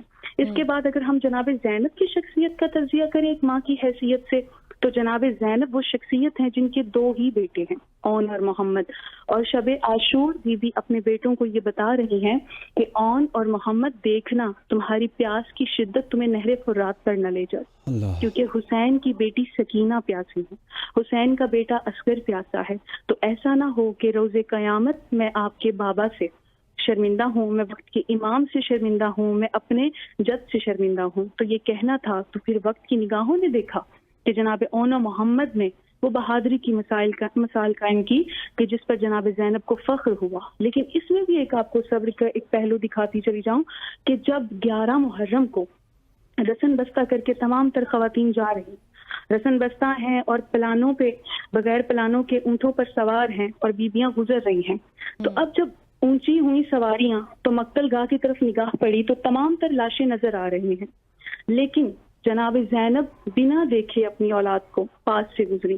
لیکن کیا دیکھتی ہیں کہ ایک ایسا لاشا ہے جو بریدہ تن ہے, جو شکستہ تن ہے, اور ایک نگاہ جب اپنے بھائی کے لاشے کو دیکھا اور دوسری نگاہ جناب سجاد کے چہرے کی طرف دیکھا کہ کیا دیکھتی ہیں کہ جناب سجاد کے چہرے کا رنگ متغیر ہو گیا ہے, تو بی بی نے رسن بستہ ہاتھوں کے ساتھ خود کو اونٹ سے نیچے گرا لیا. تو یہ ایک ایسی مثال ہے کہ جو امام کی نصرت کے لیے کہ وقت کے امام کو کچھ نہ ہو جائے, کیونکہ اس وقت کے امام سجاد تھے. تو بی بی نے دیکھا کہ وقت کے امام یعنی جناب سجاد کی حالت متغیر ہو رہی ہے, چہرے کا رنگ بدل گیا ہے, تکلیف کی شدت بڑھ گئی ہے, تو بی بی نے اپنی طرف متوجہ کرنے کے لیے خود کو اونٹ سے نیچے گرا لیا. تو یہ ایک ایسی مثال ہے جناب زینب کی شخصیت کی کہ جو ہمیں لمحہ بلمحہ ہر لہجہ ملتی ہے کہ بی بی نے نہ اپنی پیاس کا ذکر کیا, نہ بھوک کا ذکر کیا, فقط امام حسین کے مقصد کو زندہ رکھنے کے لیے بی بی کے کردار کو ہم دیکھتے ہیں کہ بی بی نے اپنے الفاظ سے امام حسین کی شخصیت کا, ان کے مقصد کا دفاع کیا ہے. اور بلا شبہ ان کا جو مقصد ہے امام حسین کا وہ صرف دین کی سربلندی ہے, اسلام کی بقا ہے. اور اس میں آپ نے تذکرہ کیا حضرت زینب علیہ السلام کے کردار کا, اس کے علاوہ ہم نے بات کی سکینہ رضی اللہ تعالیٰ عنہ کے رول کی. اس کے علاوہ ابھی ہم چاہتے ہیں کہ آپ ام کلثوم کی جو پرسنالٹی ہے, ان کی جو شخصیت ہے, اس پہ بھی تجزیہ کریں اپنا, اس پہ بھی روشنی ڈالیں پلیز. جی جناب ام کلثوم کی شخصیت بلا شبہ جناب زینب سے پیچھے نہیں ہے, کیونکہ دونوں علی کی بیٹیاں ہیں. لیکن یہاں پر ایک چیز میں اشارہ کرتی چلی جاؤں کہ جناب ام کلثوم کی کوئی اولاد نہیں تھی, جس وجہ سے وہ بہت زیادہ گریہ بھی کیا کرتی تھیں, دکھ بھی کیا کرتی تھیں. اور یہی وجہ ہے کہ جب شب عاشور تمام تر مائیں اپنے بچوں کو تیار کر رہی ہیں کہ آپ نے کل اس طرح سے محبت سے وقت کے امام پر قربان ہونا ہے, آپ نے کل اس طرح سے امام حسین کا ساتھ دینا ہے, آپ نے کل اس طرح سے امام کی نصرت کرنی ہے, تو اس لہجے میں جناب ام کلثوم گریہ کرنے لگی اور کہنے لگی کہ میرے پاس کچھ بھی نہیں ہے جو میں اپنے وقت کے امام پر قربان کروں, میرے پاس ایسا کچھ بھی نہیں ہے کہ میں اپنے امام حسین پر قربان کروں. اور تب روایات بیان کرتی ہیں کہ مولا عباس نے کہا کہ آپ پریشان نہ ہوں, بلکہ آپ کی طرف سے میں عباس کربلا کی سرزمین میں جاؤں گا.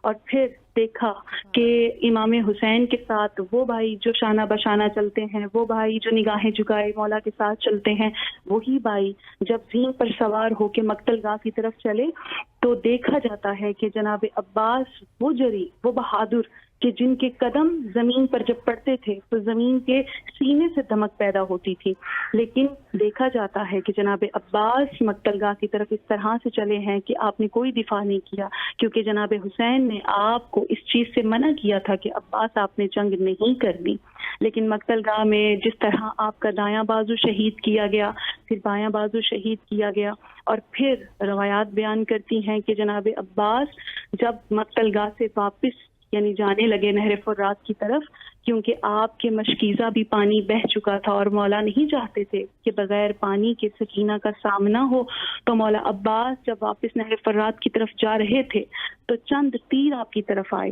لیکن اس میں ایک تیر ایسا تھا جو آپ کی نگاہ میں لگا، آپ کی آنکھوں میں لگا، تو آپ اس تیر کو نکالنے کے لیے جیسے ہی اپنے سر کو جھکایا اور دونوں گھٹنوں کو اٹھایا کہ اپنی آنکھوں سے خون کو صاف کر سکیں یا اپنی نگاہ سے اس تیر کو نکال سکیں، لیکن ایک ملعون آگے بڑھا اور آپ کے سر پہ ایسا گرز مارا کہ آپ بنا ہاتھوں کے زین سے زمین پر آئے، اور پھر جب آپ نے صدا کو بلند کیا، امام حسین کو بلایا، تو مولا نے اپنی کمر کو تھام کے کہا عباس تمہارے جانے سے حسین کی کمر جھک گئی۔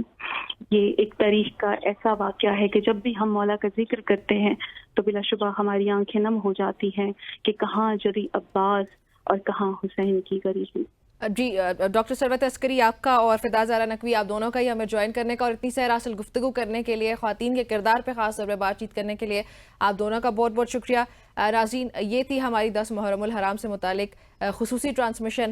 حسنین، ہم یہ 2 گھنٹے تو یہ بات چیت کرنے کے حوالے سے واقعہ کربلا کو اس کے بارے میں بات کرنے کے لیے بہت کم ہے، اس کے لیے بہت زیادہ ٹائم چاہیے ہوتا ہے، لیکن پھر بھی ہماری یہی کوشش تھی کہ جو بھی ٹاپکس ہم ڈسکس کر سکتے ہیں ضرور کریں، اور اس کے بدلے میں آئی ایم شیور کہ ہمارے ناظرین نے ضرور کچھ نہ کچھ سیکھا ہوگا۔ اجازت چاہتے ہیں جی، آپ سب نے اپنا اور اپنوں کا بہت سارا خیال رکھنا ہے۔ اللہ حافظ۔